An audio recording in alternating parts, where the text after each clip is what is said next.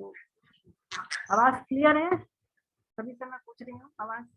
Devesh sir हरे कृष्णा, और उमा जी हरे कृष्णा, प्रभु जी और सुरेश जी, जितने भी साधक दिख रहे हैं मुझे यहाँ पे स्क्रीन पे, सबको मैं प्रणाम करती हूँ। और किरण जी हरे कृष्णा, और गोरिका जी, ये सभी कुछ ऐसे साधक हैं यहाँ पे जो कि पिछले 2-3 सालों से गीता से जुड़े हैं। इसमें कुछ ऐसे भी साधक हैं जो कि पहली दफा गीता पढ़ रहे हैं। तो सबके भाव लेकिन एक जैसे ही हैं। अपने को ये नहीं मानना चाहिए जो अब पढ़ रहे हैं उनमें अधिक कम है या फिर जो पहले के हैं वो ज़्यादा है। अपने जो भाव है वो जब भी जुड़ते हैं वो समान ही रख सकते हैं, ऐसी कोई बात नहीं है। तो हम लोग देख लेते हैं पहले पिछले अध्याय का सार। पिछली बार जो क्लास लिया था उसमें जो सार बातें निकल के आई थी उसको पहले हम समझते हैं। तो सबसे पहले हम लोगों ने जो 15वां अध्याय लिया था उसमें क्या नाम था अध्याय का? पुरुषोत्तम योग, है ना? पुरुषोत्तम योग है 15वें अध्याय का नाम। तो जैसा कि नाम से ही हमने देखा, ये पता चलता है कि ये अध्याय में जो नाम है वो स्वयं श्री कृष्ण का है। पुरुषोत्तम नाम जो है वो श्री कृष्ण का ही है।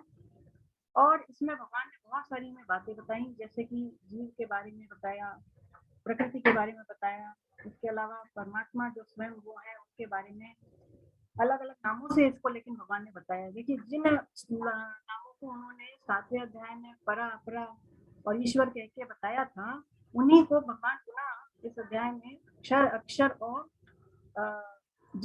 ईश्वर ये कह करके, यानी पुरुषोत्तम कह सकते हैं, पुरुषोत्तम कह के वो भगवान हमें बताते हैं। तो पहली चीज हम लोगों ने जो देखी उसमें भगवान ये बताते हैं कि मैं क्षर से अतीत हूँ और अक्षर से उत्तम हूँ। क्षर से अतीत, है ना? क्षर मतलब जो नाशवान शरीर आदि पदार्थ हैं वो क्षर है। तो भगवान कहते हैं मैं क्षर से अतीत हूँ और अक्षर से उत्तम हूँ। अक्षर का मतलब जीवात्मा, जो उनका अंश है, जो उसको वो कहते हैं मैं उससे भी उत्तम हूँ। और फिर ये कहते हैं वो कि मैं वेदों में पुरुषोत्तम के नाम से प्रसिद्ध हूँ। तो जब तक हम देखिए संसार की अलग सत्ता मानते हैं, जीवात्मा की अलग सत्ता मानते हैं, यानी कि क्षर और अक्षर की जब तक हम अलग अलग सत्ता मानते हैं तब तक तो हम ये कह सकते हैं कि परमात्मा क्षर और अक्षर से अतीत हैं और वो उनसे उत्तम है। पर जब हम जीवात्मा की और प्रकृति की स्वतंत्र सत्ता नहीं मानते हैं, यानी क्षर अक्षर की जब स्वतंत्र सत्ता नहीं मानते हैं, तब फिर हम ये नहीं कह सकते कि परमात्मा जो है वो क्षर अक्षर से उत्तम है या वो उनसे अतीत है। फिर क्षर अक्षर और परमात्मा एक ही है। जब हमारी दृष्टि में और किसी की सत्ता नहीं रह जाती तो परमात्मा की ही सत्ता रह जाती है। और ये जो भाव है इसको ही वासुदेव सर्वम कह के भगवान कहते हैं, यानी इसको संबोधित करते हैं कि परमात्मा ही सब कुछ है। वासुदेव सर्वम की ओर ही अध्याय हमें ले जाता है। और जो भगवान को जान लेता है, भगवान कहते हैं कि वो सर्वज्ञ है। जो परमात्मा को जान लेता है वो सर्वज्ञ।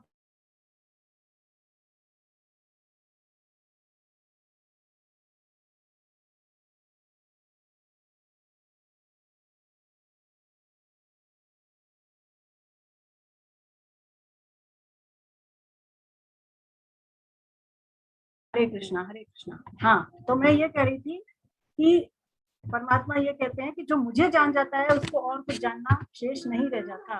मुझे जानने वाला संपूर्ण चीजों को जान लेता है।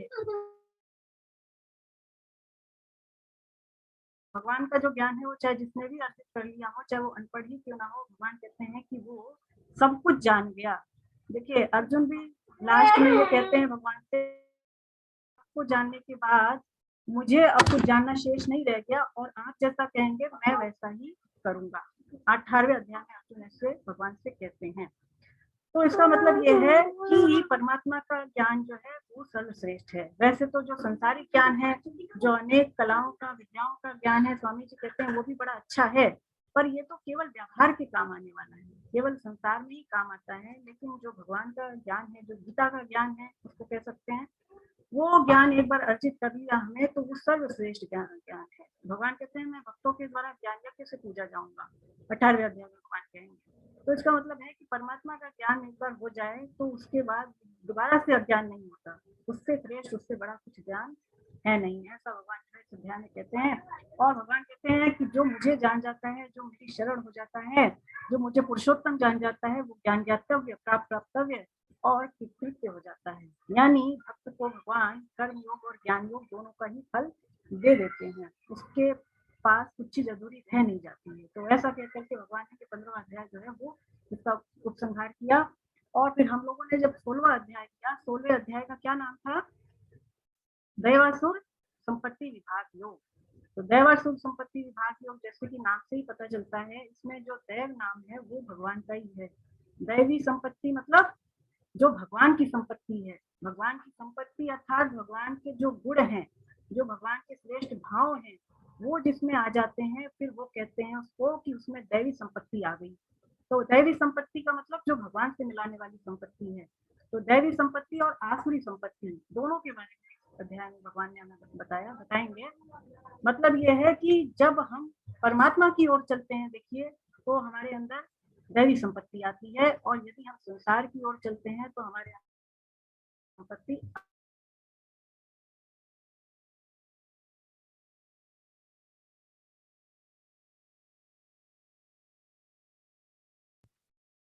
हाँ, तो मैं यही बता रही थी आपसे कि जब हम भगवान की ओर चलते हैं तो दैवी संपत्ति, और जब संसार की ओर चलते हैं तो आसुरी संपत्ति आती है। क्योंकि संसार में जो है अच्छी चीजों के साथ साथ कुछ ऐसी भी चीजें हैं जो हम ग्रहण करते हैं तो वो त्याज्य है। तो दैवी संपत्ति वालों के कुछ लक्षण भगवान ने कुछ श्लोकों में बताए। 16वें अध्याय के कुछ श्लोक, जो 2-3 श्लोक है, उसमें दैवी संपत्ति वाले मनुष्यों के लक्षण बताए। क्या क्या लक्षण बताए? बहुत सारे लक्षण बताए। उनमें से कुछ लक्षण जो है हम लेते हैं, जैसे कि उन्होंने बताया ऐसा जो व्यक्ति होता है वो अभय होता है, मतलब वो भयभीत नहीं होता है। फिर भगवान कहते हैं उसका अंतःकरण जो है शुद्ध होता है। और भी कई चीजें भगवान बताते हैं कि वो यज्ञ करता है, वो दान करता है, तप करता है। इसके अलावा वो क्रोध नहीं करता। इसके अलावा उसमें धैर्य होता है, कोमलता होती है, और सबके प्रति मित्रता का भाव रखता है, स्वाध्याय करता है। भगवान कहते हैं कि वो क्षमा भी करता है। ऐसे बहुत सारे दैवी संपत्ति के लक्षण भगवान ने हमें शुरू के श्लोकों में बताए। और फिर जो है उसके बाद आसुरी संपत्ति वालों का लक्षण उन्होंने बताया, जिसको हमने जो है लिया था। कुछ कुछ लक्षण जो है संक्षेप में ही हम समझे थे। आसुरी संपत्ति वालों के क्या लक्षण होते हैं हम सभी इससे अवगत हैं थोड़े थोड़े, जैसे कि क्रोध करना, दंभ करना, अभिमान करना, और इसके अलावा दिखावा, किसी को कठोरता। ये सारी जो चीजें हैं जो कि हम अक्सर देखते हैं लोगों में, बहुत जल्दी देखने को मिल जाती हैं। तो ये सारी चीजें भगवान कहते हैं ये आसुरी संपत्तियां हैं। तो इसको इसलिए बताते हैं भगवान, जिससे हम पहचान पाए कि वस्तुतः हमारे लिए संपत्ति है तो नहीं कहीं, और अगर है तो हम इसको त्यागने की तरफ विचार करें, अपना जो है आत्म विवेचन करें, अपना आत्म विश्लेषण करें कि हमारे में वस्तुतः दैवी संपत्ति कितनी है और उसको कैसे बढ़ा सकते हैं, है ना। ऐसा हमको प्रयासरत रहना चाहिए। उसके बाद भगवान कहते हैं कि दैवी संपत्ति मुक्ति के लिए और आसुरी संपत्ति बंधन के लिए मानी गई है। हे अर्जुन, तुम दैवी संपत्ति को प्राप्त हुए हो, तुम शोक मत करो। तो देखिए, जब दैवी संपत्ति है, स्वामी जी कहते हैं कि जब हमारा उद्देश्य भगवत प्राप्ति का बन जाता है तो स्वतः ही हमारे अंदर आने लगती है। हम जैसे ही भगवान की ओर चलने का निश्चय भी लेते हैं तो भगवान कहते हैं कि फिर मैं उसकी सहायता करता हूँ और उसको अपनी ओर चलने में मदद करता हूँ। कैसे करते हैं कि हम देखते हैं कि भगवान हमारे कैसे हैं, तो भगवान के जो गुण हैं वो हमारे में भी थोड़े थोड़े आने लगते हैं। ये जरूर है कि यदि वो गुण आए हैं तो वो हमें दिखने नहीं चाहिए। दिखते हैं तो स्वामी जी कहते हैं कि फिर वो गुण हमारे में है ही नहीं। इसीलिए जैसे अर्जुन ने प्रश्न, अर्जुन को भगवान ने कहा ना इस श्लोक में कि 5वें श्लोक में कि तुम दैवी संपत्ति को प्राप्त हुए हो। इसका मतलब ये है कि अर्जुन को ऐसा संदेह था अपने में कि मेरे में दैवी संपत्ति है या नहीं है। तो भगवान क्या कहते हैं कि तुम प्राप्त हुए हो, मतलब तुम्हें दिख नहीं रही है बात कौन है, लेकिन तुम्हारे में तो ये है ही। तो ये बहुत बड़ा जो है एक संकेत है कि अगर हमारे में गुण है और हमें नहीं दिख रहे हैं तो इसका मतलब मानना चाहिए कि वास्तव में वो गुण है। कोई और हमें बताए तो हमें पता चले, ना कि हम स्वयं से कहें कि हाँ मैं तो सत्यवादी हूँ, मैं तो क्रोध नहीं करता, या मैं तो बहुत दयालु हूँ। ऐसे हम अपने आप को नहीं माने, कोई और हमें बताए तो फिर हमें पता चलता है कि हाँ। लेकिन फिर भी देखिए उसका अभिमान नहीं करना चाहिए। स्वामी जी क्या कहते हैं कि यदि दैवी संपत्ति के गुण आपको दिखे भी अपने अंदर तो भी इसको अपने पुरुषार्थ के द्वारा अर्जित मत मानिए। ये मानिए कि ये भगवान की कृपा से मेरे अंदर ये दैवी संपत्ति आ रही है और इसमें मेरा कोई जो है अपना उद्योग नहीं है, ऐसा मानना चाहिए। तो उसका अभिमान नहीं आएगा। अगर अभिमान आ जाता है तो फिर वो जो है आसुरी संपत्ति का मूल है, वो उसकी जड़ है। अभिमान से फिर सारी आसुरी संपत्तियां हमारे अंदर प्रविष्ट होने लग जाती हैं। तो दैवी संपत्ति से रहित कोई भी नहीं हो सकता, ऐसा स्वामी जी कहते हैं। सबके अंदर दैवी संपत्ति रहती ही रहती है, क्योंकि सभी भगवान के अंश हैं।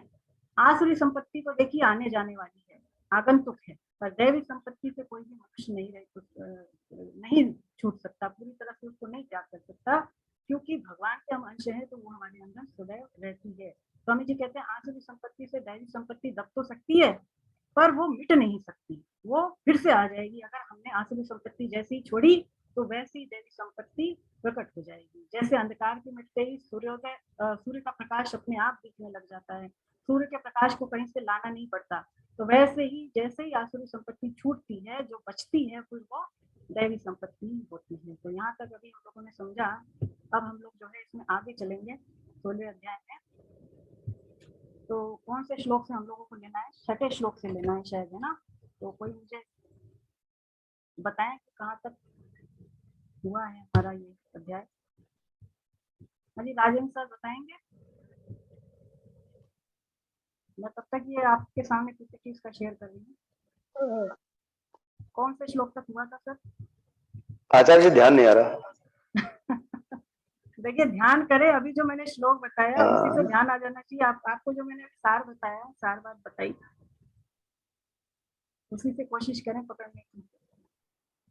नहीं आ रहा ध्यान? और कोई बताएं।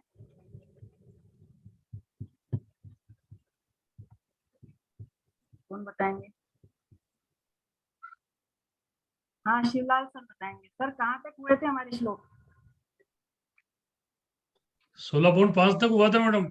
हाँ सर कैसे सही शुरू कह रहे करना है? हैं। 16.5 तक हो गए थे, जैसे सही कह रहे हैं जी। सर। हमारे 5 श्लोक ही हो पाए थे 16वें अध्याय में। आशा है कि आज हम ये अध्याय पूरा कर लेंगे और अगले अध्याय में कर लेंगे। बहुत बढ़िया। तो हम पीपीटी खुल रहा है, तब तक हम जो है ये श्लोक लेते हैं, है ना? इसका संस्कृत अर्थ जो है मेरे पास नहीं है, वो पीपीटी में ही है।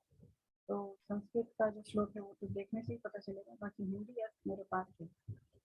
5 श्लोक हो गए हैं, नीता जी कह रही है। तो संस्कृत का श्लोक यदि कोई पढ़ना चाहे, इसमें 6ठा श्लोक तो पढ़ सकते हैं।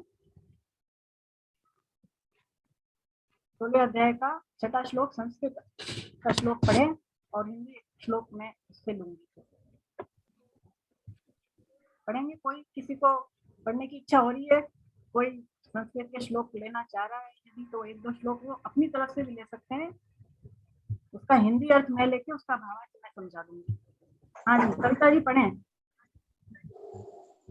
जी कृष्ण दीदी। हरे कृष्ण हरे कृष्ण। देवी संपदि मोक्षाय निबंधाय सुरीमता माशु च संपदन देवी। इस मैं 5वां पढ़ गई दीदी। नहीं 6ठा पढ़े, 6ठा पढ़े। हाँ छठा मैं बुक नहीं निकाल पाई अभी, बस निकल गई। दो भूत सर्गौ लोके अस्मिन् देव आसुर एव च देवो विस्तरश प्रोक्त आसुरं पाठ में शृणु। बहुत बढ़िया बहुत बढ़िया। हरे कृष्ण। नेक्स्ट दीदी। हरे कृष्ण।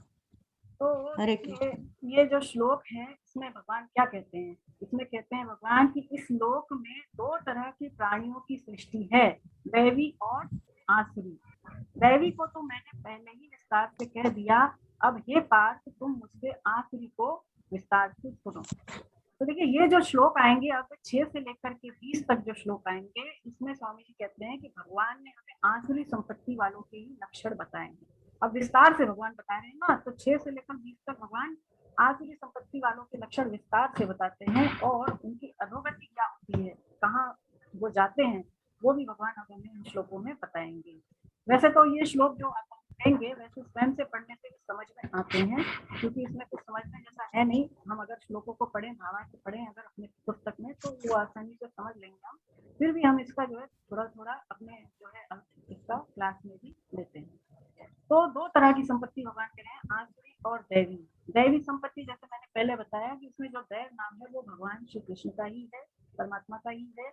और यदि हम परमात्मा की प्राप्ति के लिए कोई भी साधन कर रहे हैं, यदि हमारे अंदर दैवी संपत्ति के गुण भी आ रहे हैं, सद्गुण सदाचार जैसी यदि चीजें आ रही हैं, तो स्वामी जी कहते हैं कि यही सारी चीजें दैवी संपत्ति है। स्वामी जी इस श्लोक के बारे में समझाते हैं कि जो लोग दैवी संपत्ति के साथ साथ आसुरी संपत्ति का भी पोषण करते हैं, आसुरी संपत्ति का पोषण करने का मतलब ये है कि वो भजन स्मरण तो करते हैं, लेकिन साथ साथ संसार के भोग और संग्रह में भी बहुत ज्यादा वो प्रभावित रहते हैं, उससे वो सुख लेते हैं। तो फिर पूरी तरह से साधक नहीं कहा जा सकता, पूरी तरह से फिर वो साधक नहीं है, क्योंकि स्वामी जी समझाते हैं कि कुछ दैव स्वभाव और कुछ असुर स्वभाव तो नीच से नीच जो प्राणी होता है उसमें भी स्वाभाविक ही रहता है ना। यानी कुछ अच्छी बातें और कुछ बुरी बातें वो हर एक व्यक्ति में रहती हैं, चाहे वो कितना ही बुरा व्यक्ति क्यों ना हमें लगे, वो दोनों चीजें उसमें भी पाई जाती हैं। तो साधक में भी यदि ऐसा हो रहा है तो वो पूरी तरह से साधक नहीं है, ऐसा स्वामी जी कहते हैं। स्वामी जी कहते हैं कि एक विशेष बात यहाँ पर ध्यान देने की ये है श्लोक में कि जैसी हमारी अहमता होती है वैसी ही हमारी प्रवृत्ति होती है, वैसे ही हम कार्य करते हैं। और अहमता के कारण ही जब प्रवृत्ति होती है तो फिर उसी प्रवृत्ति के कारण हमारी अहमता दृढ़ हो जाती है। उदाहरण के लिए जैसे कोई ये मानता है कि मैं सत्यवादी हूँ, अपनी अहमता में कोई ये बात रखे हुए है कि मैं सत्यवादी हूँ, तो वो हमेशा फिर सत्य ही बोलेगा। और सत्य बोलने से क्या होगा कि उसकी जो सत्य निष्ठा है वो और दृढ़ हो जाएगी, दृढ़ हो जाएगी। लेकिन जिसकी अहमता में ये बात है कि मैं संसारी हूँ, फिर उसको स्वामी जी कहते हैं कि झूठ कपट बेईमानी करते देर नहीं लगेगी, और उसकी अहमता में ये बात दृढ़ हो जाएगी कि झूठ कपट बेईमानी किए बिना तो संसार का काम चल ही नहीं सकता। यानी संसारी मानने से आसुरी संपत्ति के जो लक्षण है स्वामी जी कहते हैं वो आने लग जाते हैं। तो अपने आप को क्या मानना चाहिए कि हम साधक हैं, हम भक्त हैं, हम वैष्णव हैं, ऐसा अपने आप को हमें मानना चाहिए। फिर स्वामी जी कहते हैं कि जिसकी भोग और संग्रह में बुद्धि है, ऐसा जो दुराचारी मनुष्य है, जो बहुत ज्यादा भोगी है, तो ऐसा जो मनुष्य है वो चांडाल, पशु पक्षी और पाप योनि वाले मनुष्य से भी दया बीता है, वो उससे भी ज्यादा दोषी है। क्योंकि देखिए जो पाप योनि वाले मनुष्य होते हैं वो तो अपने पापों को भोग करके शुद्ध हो रहे हैं, पर जो दुराचारी मनुष्य होता है वो जानबूझ करके बुरे काम करता है, वो बुरे आचरण में प्रवृत्त होता है। फिर स्वामी जी कहते हैं कि फिर उसका जो है पतन तो निश्चित ही है, क्योंकि उसने बहुत बुरे बुरे काम किए तो उसकी अहमता में ये संस्कार बैठ गए, और फिर वो क्या होता है जन्म जन्मांतर तक उससे बुरे कर्म ही करवाते हैं, तो फिर उसका तो पतन हो ही जाता है। तो इसके लिए लेकिन देखिए स्वामी जी समझाते हैं कि हर एक मनुष्य परमात्मा का अंश है, तो बुरा मनुष्य, दुराचारी मनुष्य भी क्यों ना हो, वो चाहे तो परमात्मा में लग सकता है। अनन्य भाव से श्री कृष्ण के शरण होकर के और उनकी भक्ति करके वो चाहे तो परम गति की प्राप्ति कर सकता है, परम शांति की प्राप्ति कर सकता है ना। जैसे भगवान कहते हैं ममे वांशो जीव लोके जीव भूत सनातना, तो जब सब भगवान के अंश हैं तो हर एक मनुष्य चाहे वो कोई भी हो भगवान की प्राप्ति कर सकता है। और ऐसा जो दुराचारी मनुष्य होता है उसमें भी स्वामी जी कहते हैं कि कुछ ना कुछ दैवी संपत्ति के गुण तो देखने, सुनने, पढ़ने या समझने में आते ही हैं, आते ही हैं, उसमें होते ही हैं, भले ही वो दब गए पर होते हैं। तो इसीलिए देखिए कई जो जीव होते हैं जो कि मनुष्य योनि में नहीं है, मान लीजिए जो कुत्ते हैं, जो बकरी है या और कोई जानवर है, तो उसमें भी देखिए स्वामी जी कहते हैं कि दैवी संपत्ति कुछ ना कुछ पिछले जन्म के संस्कार के अनुसार रहती ही है। जैसे कि स्वामी जी लिखते हैं कि जो कुत्ते हैं, कुछ कुत्ते होते हैं देखिए वो एकादशी का, अमावस्या का भी व्रत रखते हैं। ऐसे कुत्ते हमने तो नहीं देखे, लेकिन स्वामी जी कहते हैं कि कुछ कुत्ते होते हैं जो कि व्रत रखते हैं। और इसके अलावा उन्होंने एक बात ये लिखी कि गोरखपुर में देखिए कीर्तन होता है, कीर्तन होता है, तो गोरखपुर में जो कीर्तन होता था पहले उसमें एक कुत्ता आकर के बैठ जाया करता था, और जैसे ही कीर्तन समाप्त होता था वो कुत्ता वहां से उठ करके चल देता था। तो इसका मतलब क्या है कि उसमें कुछ संस्कार रहे होंगे, दैवी संपत्ति रही होगी, जब तो वो ऐसा करता था। देखिए जब हम ऋषिकेश गए तो वहां पर एक वट वृक्ष है, हमने देखा भी है, जो लोग सेमिनार में गए होंगे उन्होंने देखा होगा, वहाँ एक बड़ा सारा वट वृक्ष है। तो वट वृक्ष के नीचे एक सांप रहता था। स्वामी जी की देखी हुई बात है कि वट वृक्ष के नीचे एक सांप रहता था। एक बार एक संत आए और उन्होंने उस सांप को वहां पर देख लिया। संत ने उस सांप से कहा कि भाई तो ठहर जा, तो वो सांप वहीं पर ठहर गया।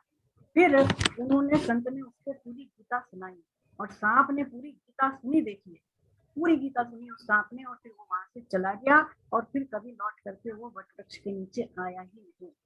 तो ऐसी भी जो जीव होते हैं जिनमें जो है ऐसे लक्षण पाए गए हैं कि वो भगवान में स्वतः ही खिंचते हैं, चाहे वो किसी योनि में चले जाएं, लेकिन जो उनके संस्कार हैं वो इस प्रकार के होते हैं कि वो भगवान की ओर जो है खिंचते चले जाते हैं। देखिए एक और प्रसंग आता है महाभारत के शांति पर्व में।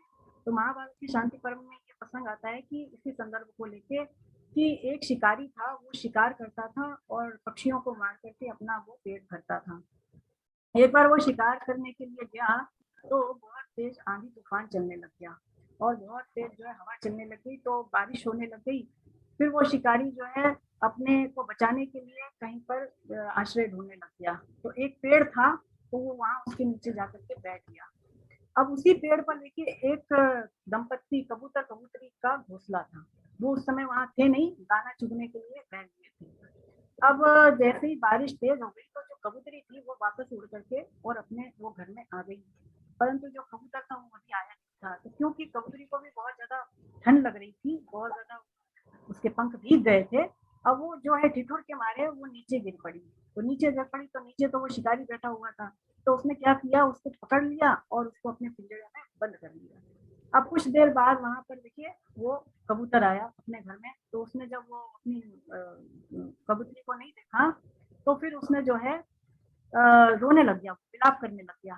तो उसको विलाप करता देख करके जो पिंजरे में कबूतरी थी उसने ये कहा कि स्वामी आप विलाप क्यों करते हैं, हमारे स्थान पर जो ये अतिथि आए हुए हैं, हमको इनके लिए कुछ ना कुछ प्रबंध करना चाहिए, ये बेचारे भूखे हैं, इनको ठंड लग रही है। तो हर एक गृहस्थ का ये कर्तव्य होता है कि वो घर में आए हुए अतिथि का मान सत्कार करें। तो ऐसा उसने कबूतर से कहा। कबूतर ने कबूतरी की बात सुनी तो सोचने लग गया कि मैं क्या करूं। अब उसने क्या किया, कुछ बहुत सूखी लकड़ियां जो थी छोटी छोटी वो इकट्ठी की, सूखे पत्तों को इकट्ठा किया और फिर किसी घर में गया, वहां पर से एक जलती हुई लकड़ी ले आया और उसने आकर के उसमें आग लगा दी। अब वहां पर जब अग्नि की गर्मी थोड़ी सी हुई तो उस शिकारी को थोड़ी सी गर्माहट हुई, थोड़ा वो शांत हुआ। अब उसने कबूतर से कहा कि मुझे भूख लगी है तो कुछ करो। तो अब कबूतर ने पहले तो उससे ये कहा कि आप चिंता ना करें, मैं आपकी भूख का कुछ ना कुछ प्रबंध करता हूँ। तो उसने जो है पहले बहुत विचार किया कि क्या करना चाहिए। जब उसे कोई उपाय नहीं सूझा तो उसने उसी अग्नि की 3 परिक्रमा की और उसी अग्नि में कूद गया, उसी अग्नि में कूद गया। तो फिर उस शिकारी ने ये सोचा कि भाई ये कैसा जीव है, ये जो है पक्षी होकर के भी और इसने इतना अच्छा कर्म किया और मैं मनुष्य होकर भी ऐसा बुरा कर्म करता हूँ, मुझे धिक्कार है। तो उसने जो है फिर वो काम जो है करना उसी तरह से सोचा कि मैं छोड़ दूंगा और उसने वो पिंजरा खोल दिया। उसमें वो कबूतरी थी वो निकल गई।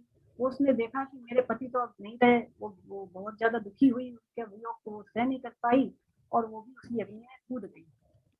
फिर क्या हुआ कि थोड़ी देर बाद वहां पर एक विमान आता है और दोनों जो है उस विमान पर बैठ करके स्वर्गलोक को चले जाते हैं, स्वर्गलोक को चले जाते हैं। तो उसके बाद जो है वो शिकारी ये सोचता है कि अब से मैं ये जो बुरा काम है, जो शिकार करने जैसा काम है, मैं इसको नहीं करूंगा। उसने अपने अस्त्र शस्त्र वहीं पर फेंक दिए और उसके बाद जो है उसने ये प्रण लिया कि अब मैं भगवान का भजन स्मरण ही करूंगा, मैं भूखा प्यासा रहूंगा और भजन तपस्या सब जैसी चीज मैं करूंगा। और वो ऐसे जंगल में चला गया, ऐसे जंगल में जहाँ पर केवल कांटे ही कांटे थे। तो कांटों के जंगल में जब वो गया तो कांटों से उसका पूरा शरीर छिल गया, उस जंगल में दावा भी लग गई, यानी आग लग गई। तो उसने जो है वो पूरी तरह से जल के भस्म हो गया और मरने के बाद फिर उसकी भी सदगति हो गई, क्योंकि अंत समय में उसने भजन स्मरण किया, अंत समय में उसने भगवान की ओर चलने का निश्चय किया। तो अंत समय में यदि कोई भगवान का नाम ले ले या अंत समय में भजन कीर्तन करे तो उसकी भी सदगति हो जाती है, ऐसा इस प्रसंग से पता चलता है। तो यही कह रहे हैं स्वामी जी कि कोई भी मनुष्य ये ना सोचे कि मैं अब इतने बुरे आचरण कर रहा हूँ तो भगवत प्राप्ति नहीं हो सकती, क्योंकि सभी मनुष्य भगवत प्राप्ति के अधिकारी हैं। तो हर एक मनुष्य चाहे तो जब भी चाहे तो वो अपने भावों को शुद्ध करके भगवान की ओर लग सकता है। चलिए आगे बढ़ते हैं। 7वां श्लोक। प्रवृत्तिं च निवृत्तिं च जनाना विदुरासुरा न शौचं नापि चाचारो न सत्यं तेषु विद्यते। इसमें भगवान कहते हैं कि आसुरी प्रकृति वाले मनुष्य को किसमें प्रवृत्त होना चाहिए और किससे निवृत्त होना चाहिए वो इसको नहीं जानते, और उनमें ना तो बाह्य शुद्धि, ना श्रेष्ठ आचरण तथा ना सत्य पालन ही होता है। तो देखिए अब इस श्लोक में भगवान बता रहे हैं कि भगवान से जब विमुख हो जाते हैं तो हमारे अंदर आसुरी संपत्ति किस क्रम से आती है, किस क्रम से आती है। तो स्वामी जी बताते हैं इस श्लोक के बारे में कि आजकल का जैसा वातावरण है, हम जो देखते हैं कि आजकल का जो माहौल है, जैसी शिक्षा लोगों में है, जैसा खान पान है, जैसा लोगों का जो है ढंग है रहने का, उससे मनुष्य को ये प्रायः पता ही नहीं होता कि उसको किसमें लगना चाहिए और किसमें उसको नहीं लगना चाहिए। वो इसको जानना भी नहीं चाहते। स्वामी जी कहते हैं आजकल के जो मनुष्य हैं वो इसको जानना भी नहीं चाहते कि किसमें हमें क्या करना चाहिए और हमें क्या नहीं करना चाहिए। अभिमान के कारण वो अपने आप को ही श्रेष्ठ समझते हैं, अपने आप को ही बुद्धिमान समझते हैं। जैसा कि भगवान इस श्लोक में कह रहे हैं कि ऐसे जो मनुष्य होते हैं वो ये सोचते हैं कि हम इस प्रकार के यज्ञ दान करेंगे, तब करेंगे कि आज तक कभी किसी ने नहीं किया होगा। और ऐसा करने से स्वामी जी कहते हैं कि ये मनुष्य सोचते हैं कि हमारा जो नाम है वो अखबारों में छपेगा, हम ऐसी ऐसी धर्मशाला बनवाएंगे कि भविष्य में हमारी यादगारी बनी रहेगी। तो ऐसी इनकी सोच होती है। तो स्वामी जी समझाते हैं कि प्रवृत्ति और निवृत्ति के बारे में कैसे जाना जाए कि हमें किसमें लगना चाहिए और किसमें नहीं लगना चाहिए। स्वामी जी कहते हैं कि विचार के द्वारा, शास्त्रों के द्वारा, गुरु के द्वारा, विवेक के द्वारा हम जान सकते हैं कि हमें क्या करना चाहिए और हमें क्या नहीं करना चाहिए। स्वामी जी समझाते हैं कि इसके लिए मनुष्य के पास योग्यता भी है, स्थान भी है और सामर्थ्य भी है, और वो इसमें स्वतंत्र है, वो इसमें पूरी तरह से स्वतंत्र भी है।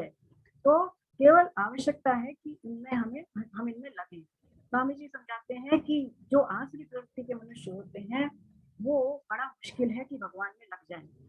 देखिए जैसा कि दूसरे अध्याय में भी 44वें श्लोक में भगवान ने क्या कहा था कि जो भोग और संग्रह में लगे हुआ मनुष्य है उसकी परमात्मा में एक निश्चय वाली बुद्धि नहीं होती। तो बड़ा मुश्किल है कि आसुरी प्रवृत्ति जिसकी है ऐसा मनुष्य परमात्मा में लगे, बहुत मुश्किल है। लेकिन लग सकता है पूर्व जन्म के संस्कारों से और भगवान की कृपा हो जाए, संतों का संग मिल जाए तो वो लग सकता है, ऐसी बात नहीं है, लेकिन बड़ा मुश्किल है। पहली बात तो यह है कि वो शास्त्रों की बातें सुनता ही नहीं है, और यदि वो सुन भी ले तो वो उसको मानने को तैयार ही नहीं होता, उसको मानने से वो इनकार करता है, और जो उसको बताता है वो उसको मूर्ख मानता है कि ये तो मूर्ख है जो मुझे इस तरह की बातें समझा रहे हैं ना। तो ऐसे लोगों में जो है, जो तामसिक प्रवृत्ति वाले होते हैं, आसुरी प्रवृत्ति वाले होते हैं, उनकी ऐसी सोच होती है। चलिए आगे बढ़ते हैं।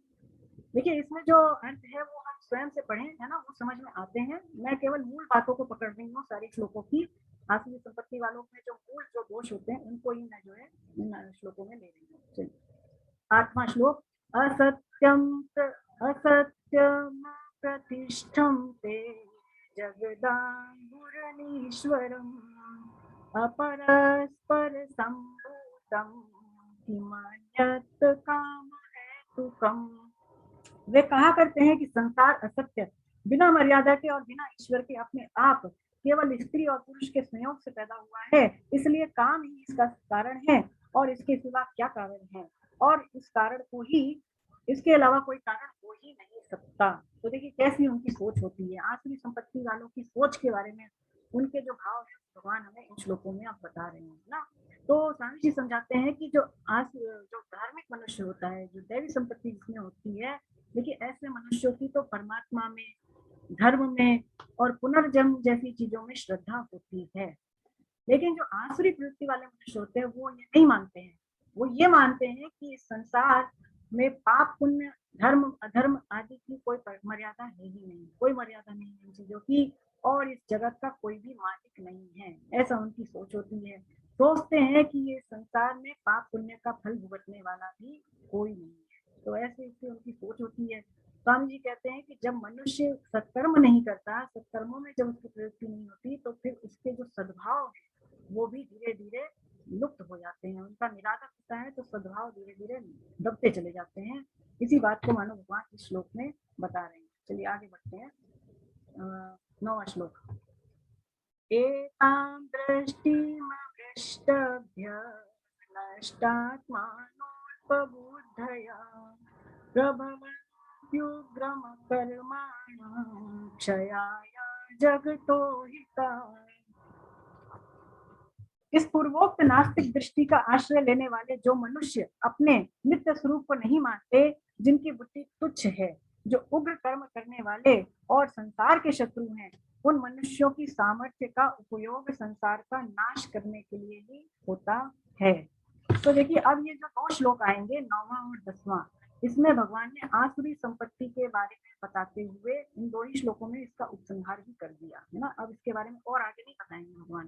तो इन दो श्लोकों में भगवान ने आसुरी संपत्ति के विषय में बताया और उपसंहार करते हुए वो ये कहते हैं श्लोक में कि जो आसुरी संपत्ति वाले मनुष्य होते हैं वो बिना किसी कारण के देखिए सबसे द्वेष रखते हैं। कोई कारण नहीं होता पर ऐसे ही उनको द्वेष रखना अच्छा लगता है। ऐसे जो मनुष्य होते हैं उनके कर्म भी बड़े ही क्रूर होते हैं। ऐसे कर्म करते हैं जिससे कि हिंसा आदि चीजें जो है बढ़ती हैं। तो ऐसे मनुष्यों को भगवान फिर उनके स्वभाव के अनुसार आसुरी योनि बार बार जो है देते हैं। देखिए स्वामी जी समझाते हैं कि आत्मा की चेतन जो सत्ता है वो उसको नहीं मानते हैं। क्या मानते हैं कि जैसे चूना और कट्ठा के मिलने से एक लाली पैदा हो जाती है, स्वामी जी कहते हैं वो भी ऐसा मानते हैं कि संसार में भौतिक तत्वों के मिलने से ही चेतनता पैदा हो गई। वास्तव में कोई भगवान नहीं है जो कि चेतन तत्व को पैदा करते हैं, ऐसी उनकी सोच होती है। वो ये सोचते, उनकी दृष्टि स्वामी जी कहते हैं कि केवल जड़ चीजों पर ही रहती है। स्वामी जी समझाते हैं कि उनका विवेक इतना तुच्छ होता है कि वो ऐसा सोचते हैं कि संसार में आए हैं तो बस कमाओ, खाओ, पियो और मौज करो, इसके अलावा और कुछ है ही नहीं।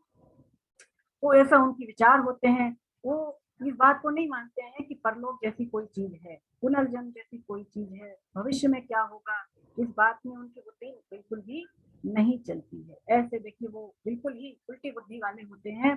स्वामी जी कहते हैं कि उनकी बुद्धि लेकिन भोगों का संग्रह करने में बड़ी तेज होती है। वो अपनी सारी की सारी जो शक्ति है, जो एनर्जी है, वो दूसरों का नाश करने में ही लगा देते हैं। और उनका चाहे कितना ही स्वार्थ क्यों ना सिद्ध हो रहा हो, दूसरों का कितना नुकसान हो रहा है वो उसको नहीं देखते हैं और दूसरों की उन्नति भी उनको नहीं सुहाती है। स्वामी जी कहते हैं दूसरों को दुख देने में, दूसरों को चोट पहुंचाने में, उनकी हत्या तक कर देने में ऐसे जो मनुष्य होते हैं उनको प्रसन्नता होती है। तो देखिए बिल्कुल ही जो है नास्तिक व्यक्ति जिसको कह सकते हैं वो ही ऐसे काम करते हैं जिनको भगवान की तरफ चलने में बिल्कुल भी रुचि नहीं रहती। तो वही दुराचारी है, वही जो है आसुरी संपत्ति उनमें मानी जा सकती है। देखिए स्वामी जी इसमें कहते हैं कि जहाँ पर फिर सद्भाव को हम आनंद नहीं देते, जहाँ पर सद्भाव दब जाते हैं वहां पर फिर सदविचार भी प्रकट नहीं होते, सदविचार काम में नहीं आते। वही भगवान जो है समझिए इस श्लोक में बता रहे हैं। आगे बढ़ते हैं 10वां श्लोक। काममाश्रित्य दुष्पूरं दम्भमानमदान्वितः मोहगृहीत्वा सद्ग्राहान् प्रवर्तन्ते शुचिव्रताः। कभी पूरी ना होने वाली कामनाओं का आश्रय लेकर दंभ, अभिमान और मद में चूर रहने वाले तथा अपवित्र व्रत धारण करने वाले मनुष्य मोह के कारण दुराग्रह को धारण करके संसार में विचरते रहते हैं।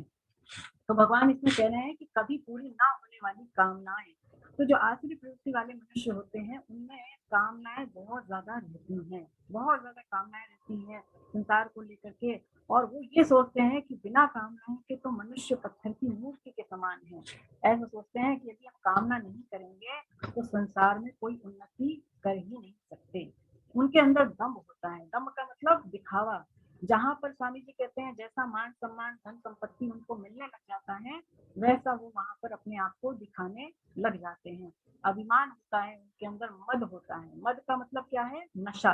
तो देखिए उनके अंदर ऐसा नशा होता है कि हमारे पास इतना धन है, इतनी विद्या है, इतनी योग्यता है, तो हम चाहे जो वो कर सकते हैं। अपवित्र धारण करने वाले। देखिए चोर डाकुओं का भी नियम होता है। स्वामी जी कहते हैं कि चोर डाकुओं का भी नियम होता है।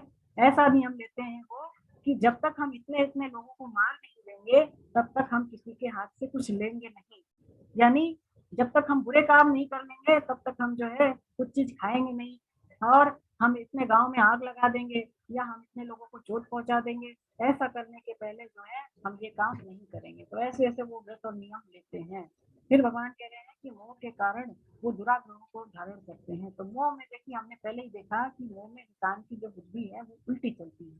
देखिए जो भक्त होते हैं, जो साधक होते हैं, वो ये सोचते हैं कि हमारा धन दूसरों के काम भी आ जाए, वो दान करते हैं। परंतु जो दुराचारी मनुष्य होता है वो ये सोचता है कि हमारा पैसा कैसे बच जाए, हमारे ही काम आ जाए सारा का सारा धन, ऐसी उसकी सोच होती है ना। तो बहुत ही उल्टी विपरीत धारणा इस मनुष्य की हो जाती है।